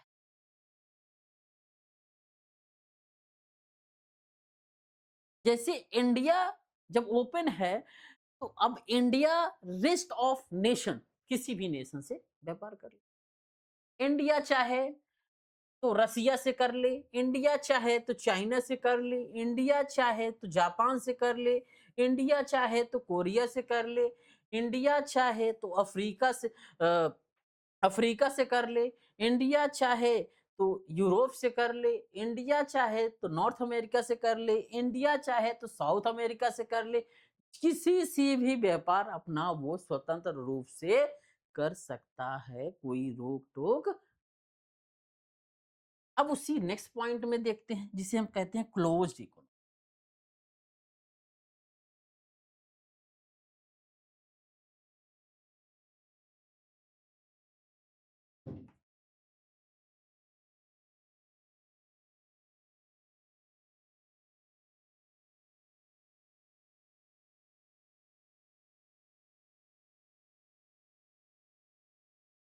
जिसे कहते हैं बंद अर्थव्यवस्था। बंद होनी चाहिए ये अवस्था, ये व्यवस्था खुली नहीं होनी चाहिए। अर्थात तो इस तरह का जो व्यवस्था हमने पीछे देखा है अभी, जो पीछे व्यवस्था देखी है, तो इस तरह की व्यवस्थाएँ आप कहाँ-कहाँ देखने को पाते हो?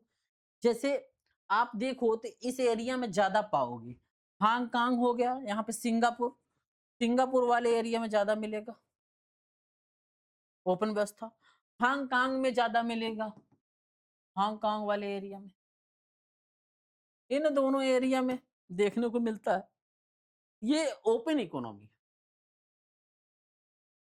अब एग्जाम्पल के रूप में आप किसी भी देश को ले सकते हो, लेकिन ज़्यादातर अभी ओपन इकोनॉमी सिंगापुर, जो कि इंडोनेशिया के ऊपर वाले एरिया में है, हांगकांग वहाँ पर देखने को मिलेगा। तो ये ओपन इकोनॉमी का सहारा लेते हैं।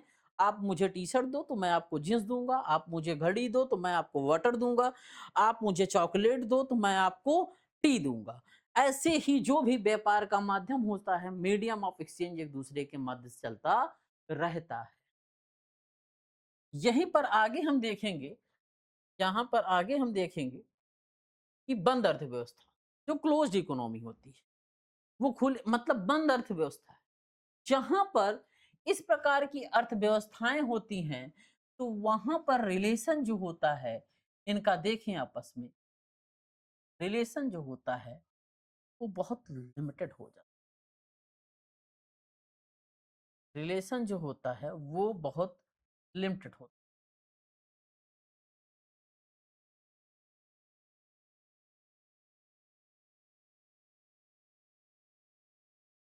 ये जो आप देख रहे हो, ये रिलेशन, ये रिलेशन, यहाँ पे रिलेशन, यहाँ पे रिलेशन, तो एक दूसरे के साथ जो संबंध होते हैं, इनके क्या होते हैं, वो क्या होते हैं, कम हो जाते हैं।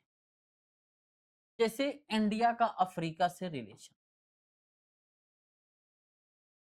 ऐसे किसी और से नहीं। ये रिलेशन क्या होता है, यहाँ पर नहीं होता। किस लिए रिलेशन बनाते हैं ये दो चीजों के लिए रिलेशन बनाते हैं। ये रिलेशन जो बनाते हैं दो चीजों के लिए, पहला इंपोर्ट, इंपोर्ट, आयात, दूसरा एक्सपोर्ट, एक्सपोर्ट, निर्यात।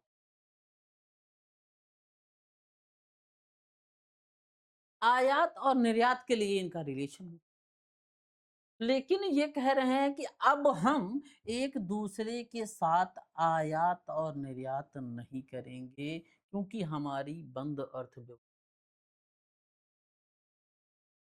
अर्थात जीरो इंपोर्ट और एक्सपोर्ट करें। तो हम अपने आप को बंद करके रख लिए। जब हम अपने आप को बंद करके रख लिए, तो हमारा जो कल्चराइजेशन होता है, आर्ट एंड कल्चर में आप पढ़ेंगे, वो भी तो बंद हो जाएगा। क्योंकि जब हम किसी देश के, जब किसी कंट्री के, जब किसी अनदर पर्सन के, जब किसी अनदर एरिया के कांटेक्ट में आते हैं, तो कहीं ना कहीं हमारे और उसके कांटेक्ट से एक नया कल्चर स्टार्ट हो, जो कल्चर का एक पीक लेवल होता है, एक नई थॉट्स स्टार्ट होती है, एक नया इकोनॉमी, इकोनॉमिक एक्टिविटीज को लाया जाता है, एक नई प्रोसेस होते हैं, मतलब जिसमें एक इनोवेटिव थॉट्स होते हैं, वो चीजें थोड़ी सी कम होती हैं।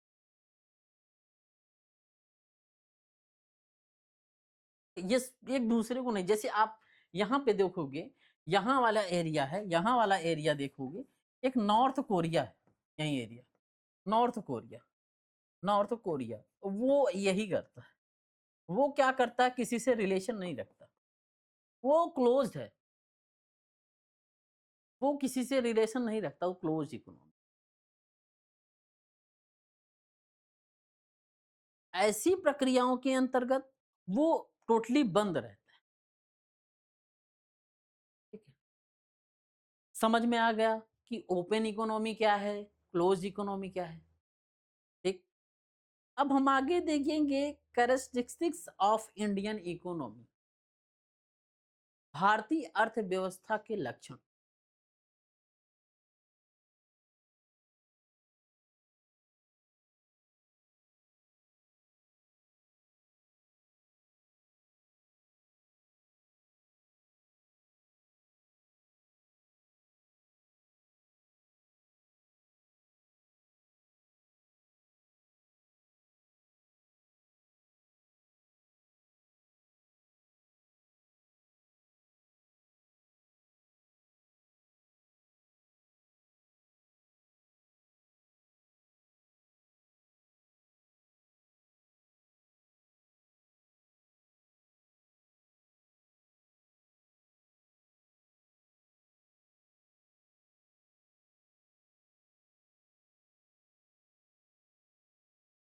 जब भारतीय अर्थव्यवस्था का लक्षण देखेंगे तो हमें क्या मिल रहा है? अगर भारत को देखो, दौर है देखने का, तो हमें क्या मिलेगा?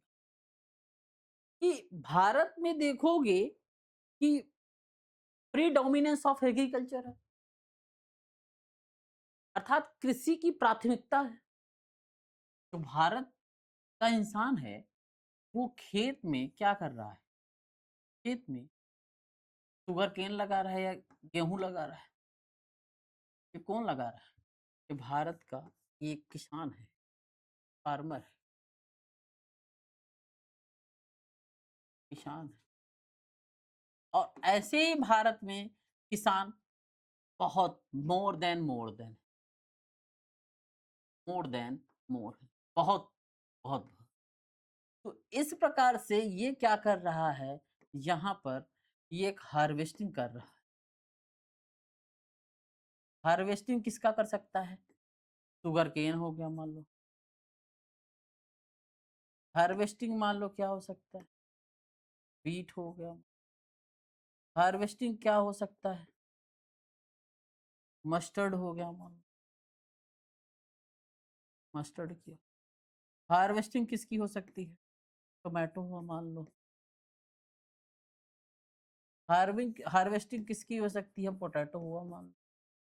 ऐसे ढेर सारी चीज, ऐसी ढेर सारी चीज, many option, many many many many things, बहुत सी चीज। जब ऐसी बहुत सारी चीजें हैं जिसका हम किसानी करते हैं, एग्रीकल्चर करते हैं, इसीलिए भारत में हम देखते हैं डोमिनेंस ऑफ एग्रीकल्चर होता है, अर्थात डोमिनेंस ज्यादा होता है एग्रीकल्चर का, तो इसको हम बोलते हैं predominance of agriculture. Predominance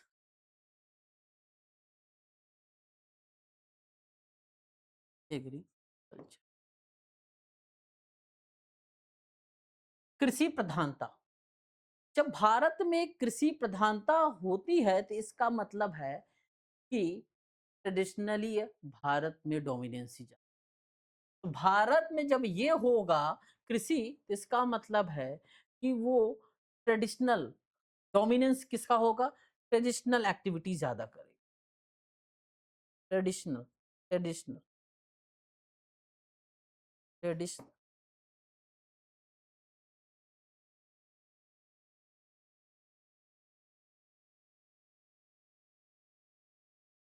traditional activities ज्यादा करेगा।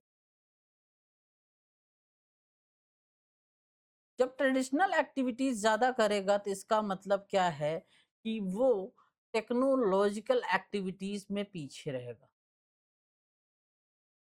एक्टिविटीज कम करेगा, एक्टिविटीज कम करेगा। तो दूसरा पॉइंट आपको देखने को मिलेगा कि लैकिंग ऑफ टेक्नोलॉजिकल एक्टिविटीज या टेक्नोलॉजिकल बैकवर्ड्स, तकनीकी रूप से ये पीछे होंगे, तकनीकी रूप से ये उतना साउंडली नहीं होंगे जो होना चाहिए, क्योंकि ये कृषि को ज्यादा प्रधानता दे। जब कृषि को ये ज्यादा प्रधानता देंगे तो आप देखेंगे कि इनका जो पूंजी निर्माण है वो कम होगा। लो ऑफ कैपिटल फॉर्मेशन क्या होगा? Low of capital formation, low of capital formation.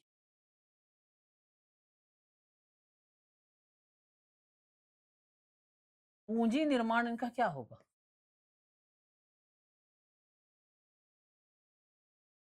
पूंजी निर्माण इन जब पूंजी निर्माण इनका कम होगा तो इसका मतलब ये है कि ये बेरोजगार ज्यादा होंगे, रोजगार ज्यादा।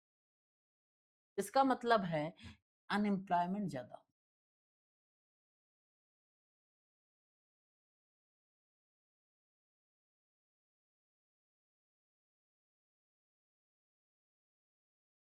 बेरोजगार ज्यादा।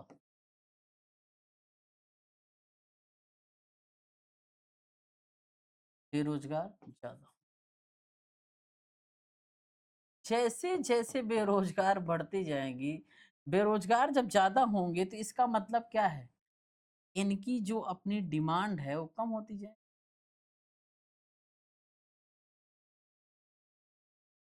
अनएम्प्लॉयमेंट जैसे जैसे रेट बढ़ेगा तो आप देखेंगे कि जो राष्ट्र की आय है वो भी कम होगी, और राष्ट्र की आय कम होगी तो पर कैपिटा इनकम भी कम होगा। बात को समझिएगा, समझने का पॉइंट है यहाँ पे, क्योंकि आगे चलकर इसी का दोहराव है। अर्थात जहां पे अनएम्प्लॉयमेंट रेट ज्यादा है वहां पे देखोगे नेशनल इनकम भी कम होगी। इनकम क्या होगी? कम होगी। ऐसा क्यों? क्योंकि मान लीजिए इस एरिया में, भारत में इतने लोग रह रहे हैं, 1 2 3 4 5 6 ऐसे लोग रह रहे हैं। इतने लोग रह रहे हैं तो एक दूसरे से ये क्या कर रहे हैं? मीडियम ऑफ एक्सचेंज कर रहे हैं ना। मीडियम ऑफ एक्सचेंज कर रहे हैं ना। एक दूसरे की जरूरतों पे हैं। ये इनसे ले रहे हैं, ये इनको दे रहे हैं, इनको ले रहे हैं, ये इनको दे रहे हैं। इस तरह से प्रक्रियाएं चल रही हैं। एक दूसरे की जरूरतों को पूरा कर रहे हैं। जब एक दूसरे को जरूरत पूरा कर रहे हैं तो इसका मतलब जब कम ही है, 10 रुपया है तो 10 रुपए में जरूरत पूरा कर रहे हैं। 100 रुपया है तो 100 रुपये में जरूरत, जितना ज्यादा होगा उतनी में जरूरत सबकी अच्छी अच्छी पूरी होगी ना। तो अनएम्प्लॉयमेंट है तो वहां पर सभी लोगों को मिला के देखेंगे तो राष्ट्रीय आय कम होगा ना। अब ये पूछा जाएगा कि राष्ट्र किसे कहते हैं, ये पॉलिटी का मैटर। अब यहाँ पे हम पूछने के लिए हम बता दें कि मान लीजिए कि अगर देखें, फिर इसी पॉइंट पे आएंगे, ये है इंडिया, ये है इंडिया,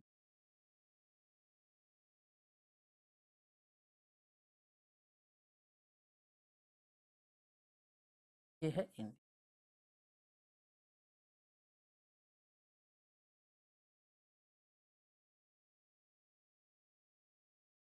जब इंडिया में हम देखते हैं तो हमें जो फर्स्ट ऑफ ऑल मिलता है कि इंडिया की एक अपनी बाउंड्री है।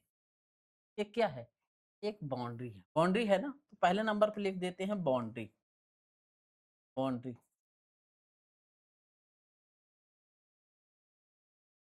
सीमा रेखा। राष्ट्र तुम्हें बता रहे हैं कि राष्ट्र किसे कहेंगे। This is not my department, but राष्ट्र का यूज किया तो मैंने थोड़ा थोड़ा थोड़ा एक्सप्लोर कर दूं, थोड़ा सा एक्सटेंड कर दूं, तब आगे चलूं तो ज्यादा अच्छे समझ में। एक सीमा रेखा होगी। जब सीमा रेखा होगी तो ये सीमा रेखा एक बाउंड्री डिसाइड कर रही है, जो कहना है। तो ये जियोग्राफिकल है ना, जियोग्राफिकल बाउंड्री है ना ये, जियोग्राफिकल बाउंड्री।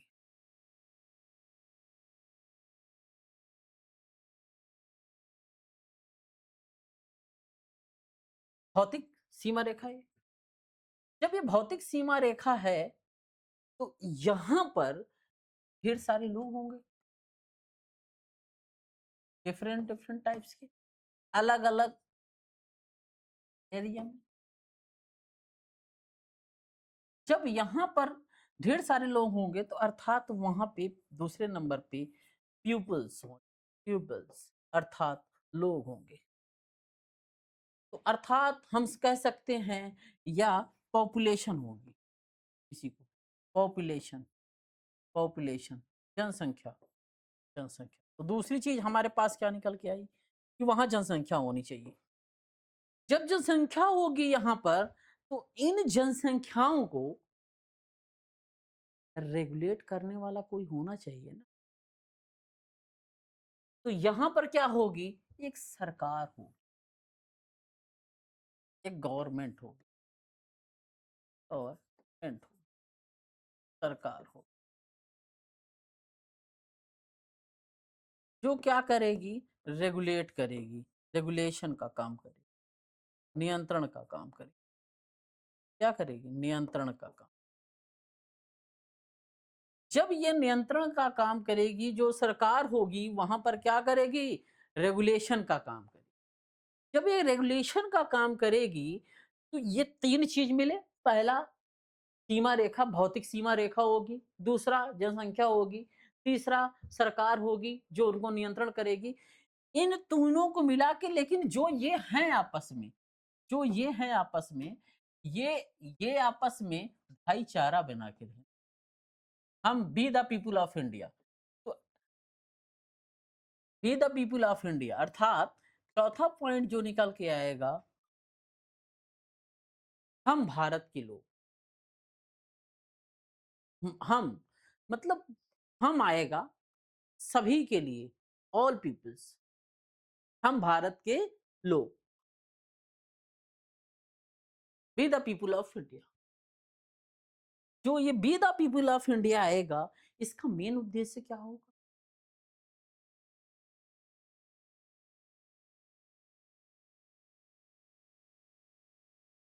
सार्वभौमिकता।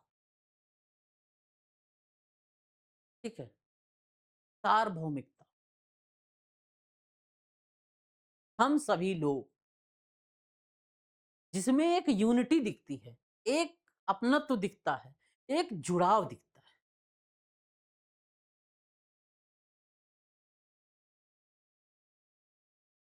ठीक है, एक जुड़ाव दिखता है जो be the people of India को इंडिकेट करता है। Be the people of India, people of India को, हम भारत के लोग, हम सभी लोग, हम एक दूसरे के लिए भाई भाई, हम एक दूसरे का सहयोग करेंगे। ये हमारा देश है, हम इसमें एक दूसरे को, कोई बाहर वाला देश कुछ कह नहीं सकता, कुछ बोल नहीं सकता। अगर कुछ कोई किस किया, कोई किसी प्रकार की प्रक्रिया किया किया किसी के साथ में, तो हम उसके विरोध में खड़े हो जाएं। ये सब मिलके एक राष्ट्र का निर्माण करते हैं, एक नेशन का निर्माण करते हैं। तो चार चीजों से मिलके एक नेशन का निर्माण हो गया। वहां पर एक भौतिक सीमा रेखा होगी, जनसंख्या होगी, वहां पर एक सरकार होगी, और हम सभी एक हैं, अर्थात B the people of India का एक सार्वभौमिकता होगी, अर्थात सार्वभौम, सभी के लिए, सभी एक, सभी इक्वल है। ये चारों मिलके एक राष्ट्र का निर्माण करेंगे। जब एक राष्ट्र का निर्माण करेंगे, तो वहां पर हम देखेंगे कि नेशनल इनकम क्या होगी, राष्ट्रीय आय, पूरे देश की जो बाउंड्री के अंदर सरकार नियंत्रित कर रही है। अब समझ में आ गया होगा होलिस्टिक व्यू की राष्ट्र क्या है, आय। आय तो आप समझ गए होंगे ना, कि जब हम कोई काम करते हैं, मान लीजिए 2 घंटे हमने काम किया तो हमें 400 मिला, तो ये 2 घंटे की अर्जित की गई उसकी वर्ग की आय है, जो उसने काम किया। लेकिन राष्ट्र क्या है, कि मतलब एक भौतिक सीमा रेखा है, पहली चीज, वहां पर एक जनसंख्या रहती है, दूसरी चीज, सरकार उन जनसंख्याओं का नियंत्रण करती है, तीसरी चीज, हम भारत के लोग एक हैं, हम भाई हैं। ये चार चीज मिलकर क्या बनाती है, एक राष्ट्र का निर्माण। इस प्रकार से जब नेशनल इनकम, राष्ट्रीय आय कम होगी, उसी के साथ साथ पर कैपिटा इनकम, अर्थात यहाँ पे जो लोग भिन्न भिन्न प्रकार से हैं, भिन्न भिन्न प्रकार के लोग हैं सभी, ये इन सभी की अलग अलग रूप से पर कैपिटा इनकम, प्रति व्यक्ति आय कम होगी। पर कैपिटा इनकम क्या होगी, कम होगी। जैसे ही प्रति व्यक्ति आय कम होगी, तो वैसे ही आप जानेंगे कि डिमांड भी तो कम होगी, और डिमांड कम होगी तो मार्केट उसके सराउंडिंग, उसके चारों तरफ जहां स्थित है, वो ये कह देगा कि इसका प्रोडक्शन होना चाहिए, इसका प्रोडक्शन नहीं होना चाहिए, क्योंकि डिमांड नहीं है। उसके लिए आप देखेंगे कि बेरोज़गारी आएगी, अनएम्प्लॉयमेंट आएगा, लोग उस जॉब को छोड़ते हुए चले जाएँगे, लोग उस फैक्ट्री को बंद करते हुए चले जाएँगे। लोग उस चीज़ का उत्पादन करने के लिए अब जो कर रहे थे, अब वो उत्पादन करने के लिए नहीं तैयार, क्योंकि उसकी डिमांड रही ही नहीं। अब जिस चीज़ की डिमांड है, उसकी सप्लाई को शुरू करें। यहाँ तक समझ में आया? जब ये प्रक्रिया होगी तो इसका मतलब है कि यहाँ पर जो है इंडस्ट्रियलाइजेशन, अर्थात इंडस्ट्रियलाइजेशन भी कम होगा, इंडस्ट्रियलाइजेशन भी कम होगा,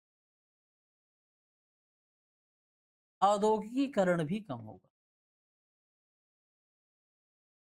औद्योगिकीकरण भी कम होगा, अर्थात औद्योगिकीकरण भी कम होगा। औद्योगिकीकरण मतलब इंडस्ट्री कम लगेंगे। जब इंडस्ट्री कम लगेंगे तो लोग दूसरे देश में जो इंजीनियर किए हैं, टेक्निकल डिग्री लिए हुए हैं, वो उस देश में ना रह के दूसरे जगह माइग्रेट करेंगे, दूसरे देश में जॉब करेंगे, क्योंकि उनकी जो जॉब अपॉर्चुनिटी है या स्किल की जो डिमांड है वो तो यहाँ है ही नहीं ना।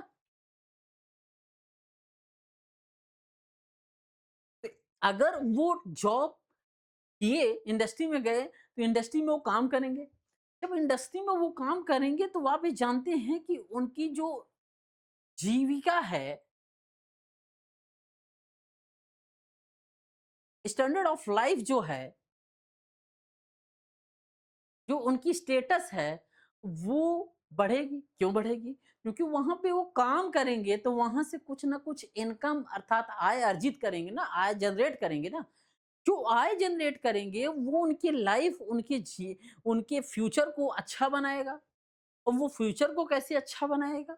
क्योंकि अपने लाइफ में जो उनके डिज़ायर होंगे, जो लग्ज़रियस रिलेटेड, कि हमारे पास फ़ोर व्हीलर हो जाए, हमारे पास खुद का घर हो जाए, हमारे पास ये चीज़ें हो जाएँ, हमारे पास ये चीज़ें हो जाएँ, हमारे पास लिवाइस के शर्ट्स हो जाएँ, हमारे पास नाइक के शूज़ हो जाएँ, हमारे पास एक ऐसी गाड़ी हो, डिफेंडर हो जाए, हमारा खुद का ऐसा एक अपनी खुद कंपनी हो जाए, खुद की फैक्ट्री हो जाए। कहीं न कहीं हर इंसान की अपनी-अपनी इच्छाएँ हैं ना। इच्छाओं का तो अंत नहीं है। हर इंसान सोचता है कि हम ये करें। जब इंसान सोचता है तो उसी वे में काम करता है। क्योंकि इंसान जो है वो सोच का बना हुआ, थॉट, जैसे उसकी थॉट होगी वैसे इंसान की एक्टिविटी। जहाँ तक है यहाँ ये समझ में आ गया हो। जब ये समझ में आ गया तो हम देखेंगे सेक्टर्स ऑफ इकोनॉमी, कि अर्थव्यवस्था के क्षेत्र,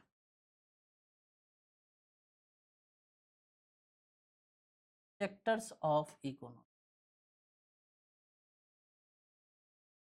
sector of economy, sector of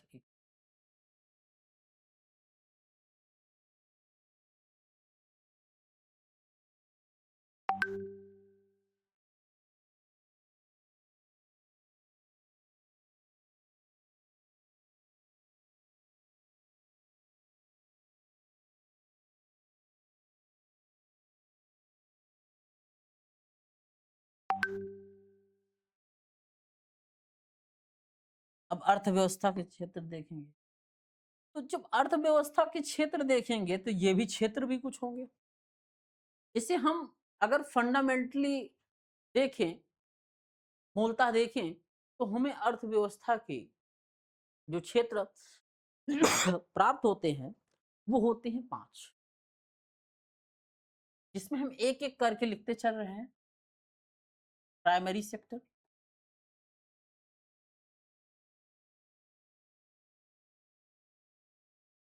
primary sector,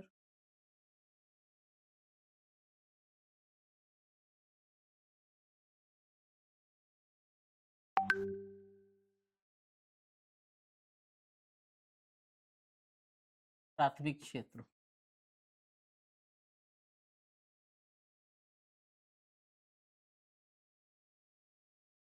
प्राथमिक क्षेत्र, वहीं पर दूसरा है एरिया सेकेंडरी सेक्टर,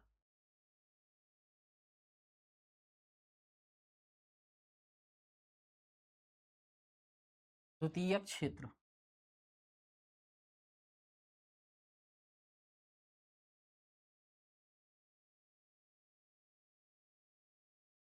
वहीं पर हम तीसरा क्षेत्र देखते हैं,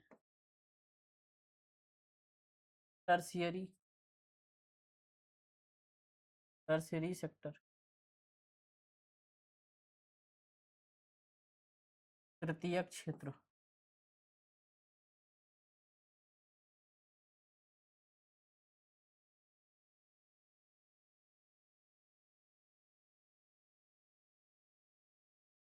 तृतीयक सेक्टर देखेंगे, तीसरा क्षेत्र देखेंगे, तृतीयक, तृतीयक,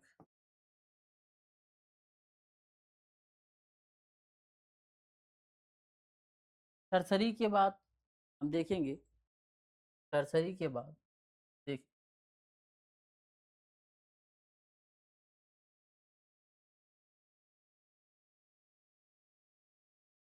टर्सरी, टर्सरी के बाद हम देखेंगे क्वाटनरी और क्यूनरी सेक्टर। तो क्वाटनरी, क्वाटनरी सेक्टर,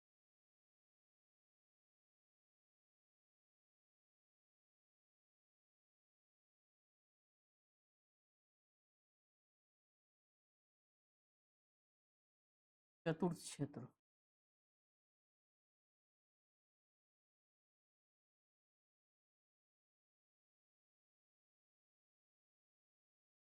पंचम देखेंगे क्यूनरी सेक्टर,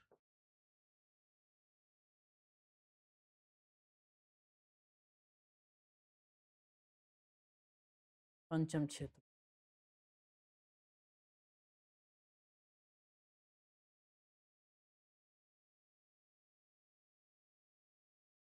पंचम क्षेत्र। अब आप मोटा मोटा एरिया देख लिए कि हमें इतना क्षेत्र देखना है। जब हमको इतना एरिया देखना है तो हम एक एक चीज का पहले डिस्कशन करेंगे। अगर हम प्राइमरी सेक्टर देखें तो प्राइमरी सेक्टर में हम ये पाते हैं कि प्राइमरी सेक्टर में जो लोग होते हैं वो एनवायरमेंटली नेचर पे ज्यादा डिपेंड होते हैं। जब नेचर पे ज्यादा डिपेंड होंगे तो इसका मतलब रॉ मटेरियल की ओर ज्यादा वो होते हैं।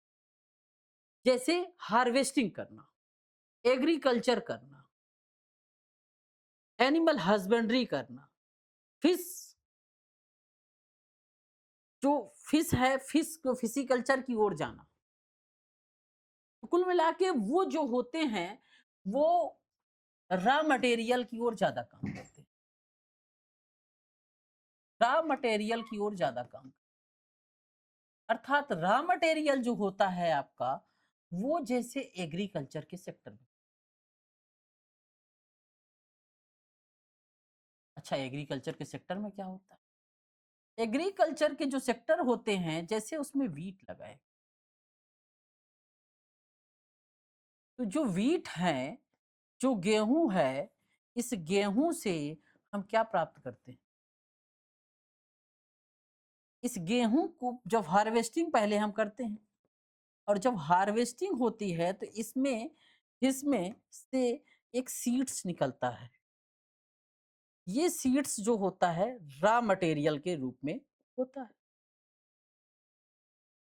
रॉ मटेरियल के रूप में हो। ये जो रॉ मटेरियल के रूप में होता है यही आगे चलकर एक प्रोसेस इस पे होता है, प्रोसेस। लेकिन रॉ मटेरियल तक के जो लोग होते हैं वो रेड कलर जॉब में आते हैं, रेड कलर के अंतर्गत आते हैं। ये क्वेश्चन होता है कि रॉ मटेरियल के अंतर्गत जो आने वाले लोग होते हैं किस कलर जॉब में आते हैं। लेकिन इस पे जब प्रोसेस हो जाता है, R&D, रिसर्च एंड डेवलपमेंट हो जाता है, तो इसके स्वरूप में परिवर्तन होता है।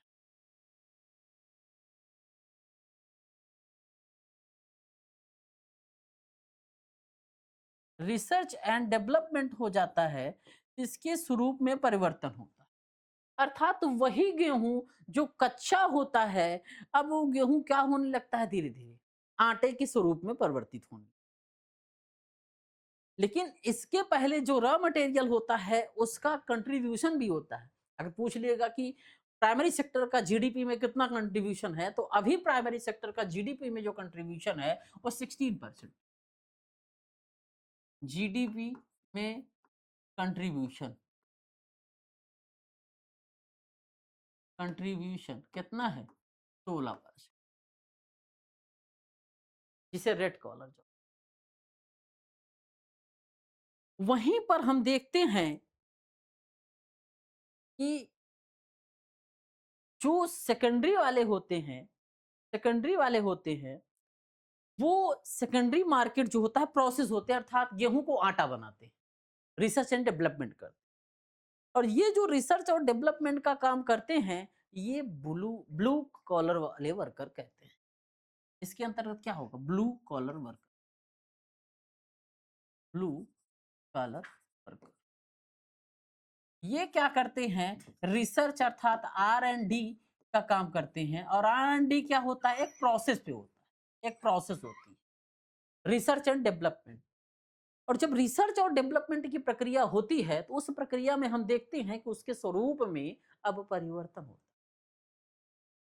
गेहूं से बना आटा हो जाता है, मक्के से बना मक्के का आटा हो जाता है, सरसों से बना मस्टर्ड ऑयल हो जाता है, सोया से बना सोयाबीन ऑयल हो जाता है, ग्राउंडनट से बना ग्राउंडनट ऑयल हो जाता है। तो उसके स्वरूप में परिवर्तन होना शुरू, जैसे ही उसके स्वरूप में परिवर्तन होना शुरू होता है, तो वैसे ही उस स्वरूप बदले हुए स्वरूप की डिमांड होती है मार्केट।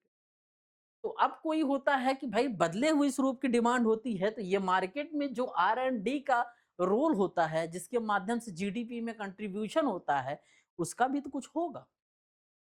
ये 27.6% इनका रेशियो होता है मार्केट में। ये जीडीपी में इनका जो कंट्रीब्यूशन होता है, कंट्रीब्यूशन होता है, वो आपका 27.6% अर्थात 27.6%।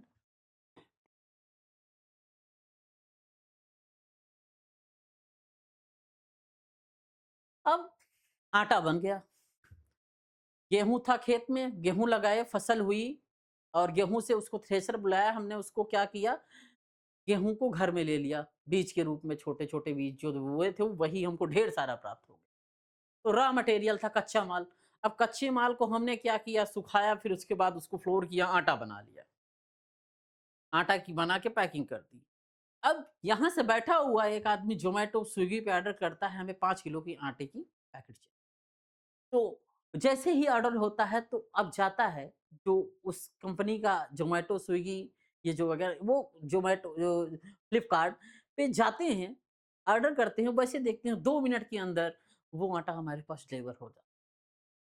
जो ये आटा डिलीवर करने के लिए हमारे पास लोग आते हैं, वो बेसिकली व्हाइट कॉलर वाले वर्कर्स होते हैं।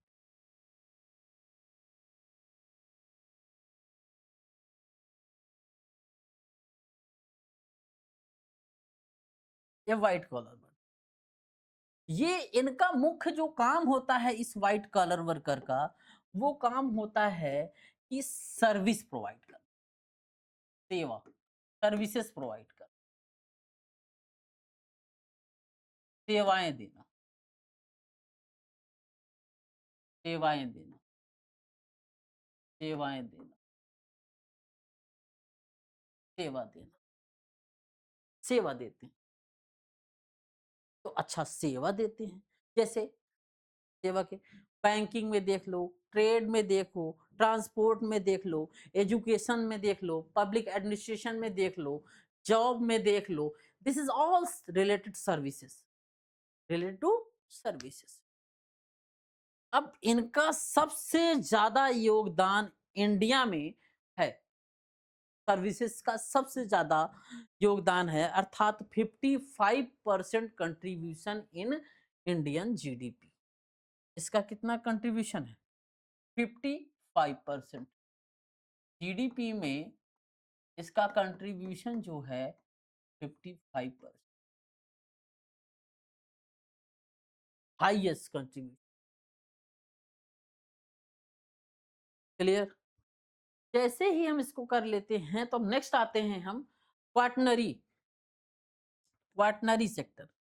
क्वाटनरी जो सेक्टर होते हैं, चतुर्थक जो क्षेत्र होते हैं, उसमें हम देखते हैं इसमें नॉलेज बेस्ड चीज़ें, ज्ञान की बातें की जाती हैं, नॉलेज बेस्ड सर्विसेज़ की बात की जाती है।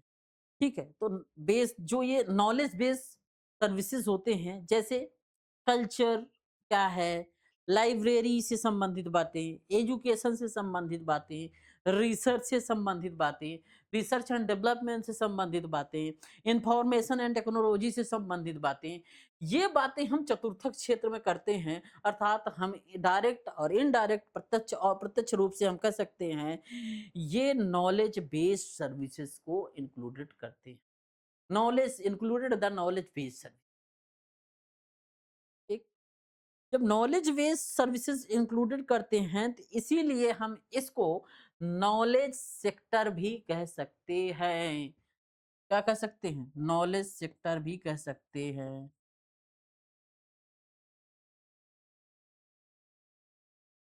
ठीक है? नॉलेज सेक्टर भी कह सकते हैं। हमें समझ में आ गया। अब क्वीनरी में चलते हैं, जिसे हम पंचम क्षेत्र कहते हैं, पांचवा भाग कहते हैं। ये जो सबसे ज्यादा संबंधित होता है, ये होता है डिसीजन मेकर से। डिसीजन लेने वाली बॉडी यहीं बैठी होती है। वो डिसीजन लेती है, पॉलिसी बनाती है, क्रिएशन करती है, नए नए इनोवेशन करती है, यूनिवर्सिटीज से संबंधित चीजें, जो नए नए लॉ आते हैं, मतलब एक मीडिया जैसी होती है, जैसे मीडिया डिसीजन लेती है। कुल मिला के एक डिसीजन मेकिंग और पॉलिसी मेकिंग का काम करती है। तो ये डायरेक्ट इनडायरेक्ट इसको हम कह सकते हैं कि ये जो सेक्टर होते हैं, वो हम देखें इन सेक्टर को, तो ये पॉलिसी वाला काम करते हैं। नॉलेज, ये पॉलिसी मेकिंग का काम, पॉलिसी मेकिंग अर्थात डिसीजन, डिसीजन निर्णय लेते हैं, निर्णय। लास्ट वाला क्या है? निर्णय। सर गवर्नमेंट भी हो गया इसमें। अब उसके बाद हम देखते हैं कि ओवरऑल देखें, तो सबसे ज्यादा जो एरिया होता है, वो क्या होता है? आप देखते हैं एग्रीकल्चर होता है। एग्रीकल्चर, ठीक है। देन एग्रीकल्चर के बाद क्या होता है? Agriculture is less than, industry is less than service provide. अगर पूरा आप देखें तो, अगर पूरा एक व्यू आप बनाए इनका, मान लो एक व्यू बने इनका, एक व्यू बने, तो आप देखेंगे कि जो हमने अभी तक पढ़ा, उसमें मैंने देखा कि एग्रीकल्चर, एग्रीकल्चर, कृषि, कृषि, कृषि का योगदान कितना है इसमें? 16 दशमलव कुछ समथिंग। कृषि को देखे तो फिर इंडस्ट्री को देख लिया, फिर इंडस्ट्री को देख लिया, तो हम लास्ट में देखे सर्विसेज। तो सर्विसेज को देखे तो इसका योगदान 55%। तो इस कड़ी में देखेंगे AIS, AIS का फॉर्म देखेंगे, agriculture is less than, industry is less than service. वहीं पर इंडिया का position, India position in world economy, ये हम देखें, India position in world economy,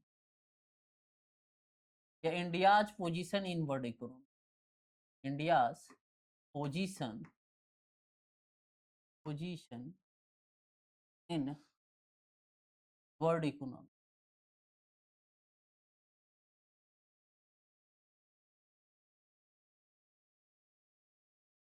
विश्व अर्थव्यवस्था में भारत की, विश्व अर्थव्यवस्था, भारत की स्थिति।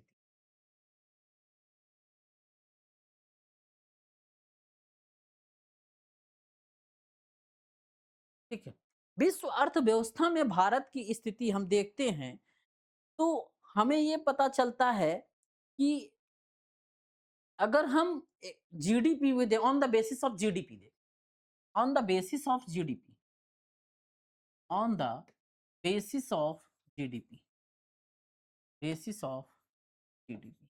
अब कहोगे जीडीपी है क्या? जीडीपी को हम समझा देते हैं थोड़ा सा, और उसके बाद फिर हम आगे बात करें। थोड़ा सा समझाना है बस। जिससे जीडीपी की बात हम आगे करेंगे, इसको कहते हैं gross domestic product. Gross domestic product, सकल घरेलू, सकल घरेलू, सकल घरेलू आय में मतलब ये होता है कि हमारा जो देश है, मान लो एक हम बनाते हैं world map.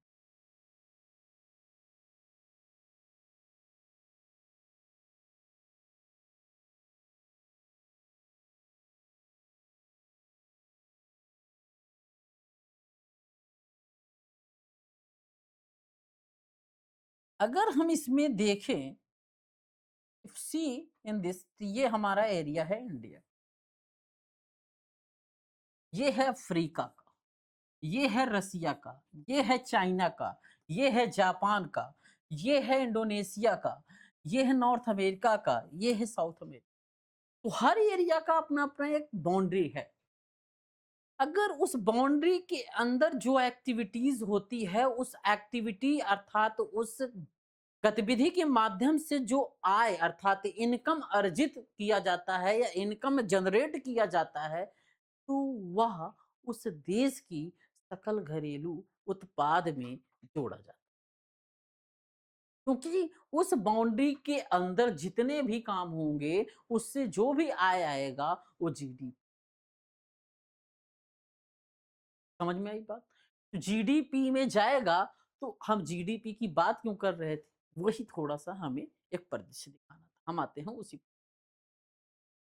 On the basis of GDP माने तो जो international monetary fund IMF, international international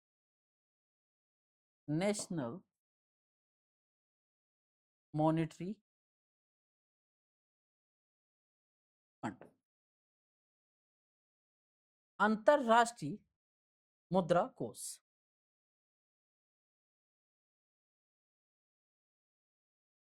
अंतरराष्ट्रीय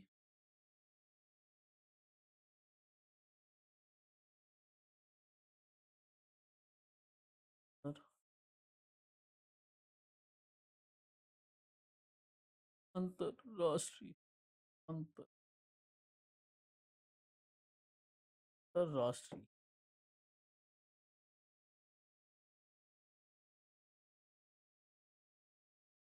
अंतरराष्ट्रीय मुद्रा,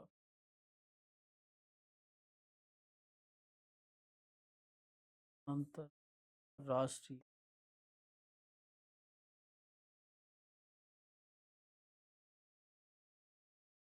मुद्रा, जो अंतरराष्ट्रीय मुद्रा कोष की बात कर रहे हैं, अंतरराष्ट्रीय मुद्रा कोष, जो अंतरराष्ट्रीय मुद्रा कोष की हम बात करते हैं, तो वो जो अंतरराष्ट्रीय मुद्रा कोष है, उस बेसिस पे बात कर रहे हैं।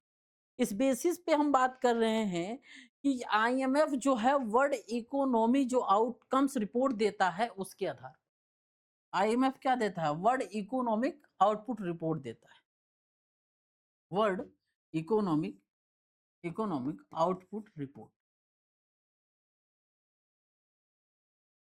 वर्ल्ड इकोनॉमिक आउटपुट रिपोर्ट, उसके बेसिस पे, इसके बेसिस पे जीडीपी। जब इसके बेसिस पे हम जीडीपी देखते हैं, तो जो भारत की जीडीपी है, चाइना, जैसे आप क्या देखते हैं, अमेरिका, चाइना और जर्मनी, भारत चौथे नंबर पे। अगर देखा जाए तो भारत चौथे नंबर पे, थोड़ा सा मैप में देख।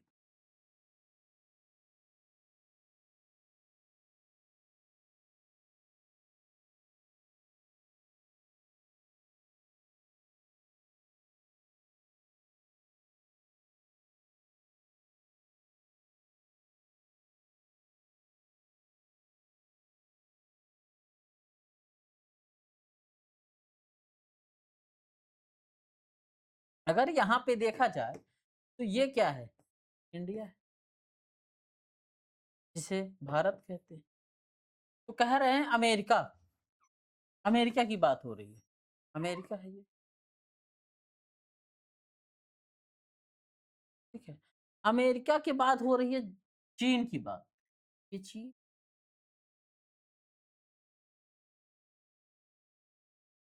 अमेरिका पहले नंबर पे, दूसरे नंबर पे चीन, तो तीसरे नंबर पे यही जर्मनी है।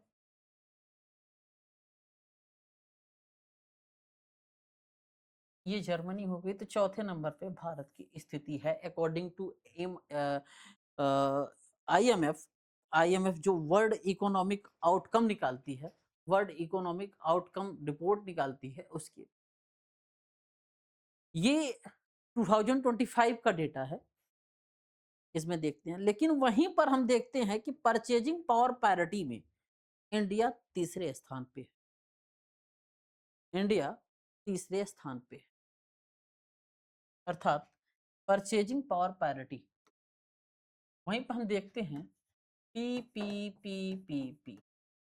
परचेजिंग पावर पैरिटी, अर्थात क्रय शक्ति क्षमता, क्रय शक्ति क्षमता। अच्छा, होती क्या है क्रय शक्ति क्षमता? ये होती है कि आपके पास 10 रुपया होगा तो 10 रुपए की मांग जनरेट करोगे, आपके पास 100 रुपया होगा तो 100 रुपया की मांग जनरेट करोगे, आपके पास 200 रुपया होगा तो 200 रुपये की मांग जनरेट करोगे। आपके पास जिस जिस तरह की इनकम होगी उसी तरह का आप मांग जनरेट करो। तो क्रय शक्ति क्षमता जितनी ज्यादा होगी उतनी ज्यादा मांग होगी, और मांग जितनी ज्यादा होगी उतनी ज्यादा सप्लाई। इस स्वरूप में देखें क्रय शक्ति क्षमता में, तो चाइना, यूएसए और इंडिया जो है, चाइना जो है, चाइना और यूएसए के बाद इंडिया तीसरे नंबर पे, ठीक है। India's rank third after China and, clear, thank you.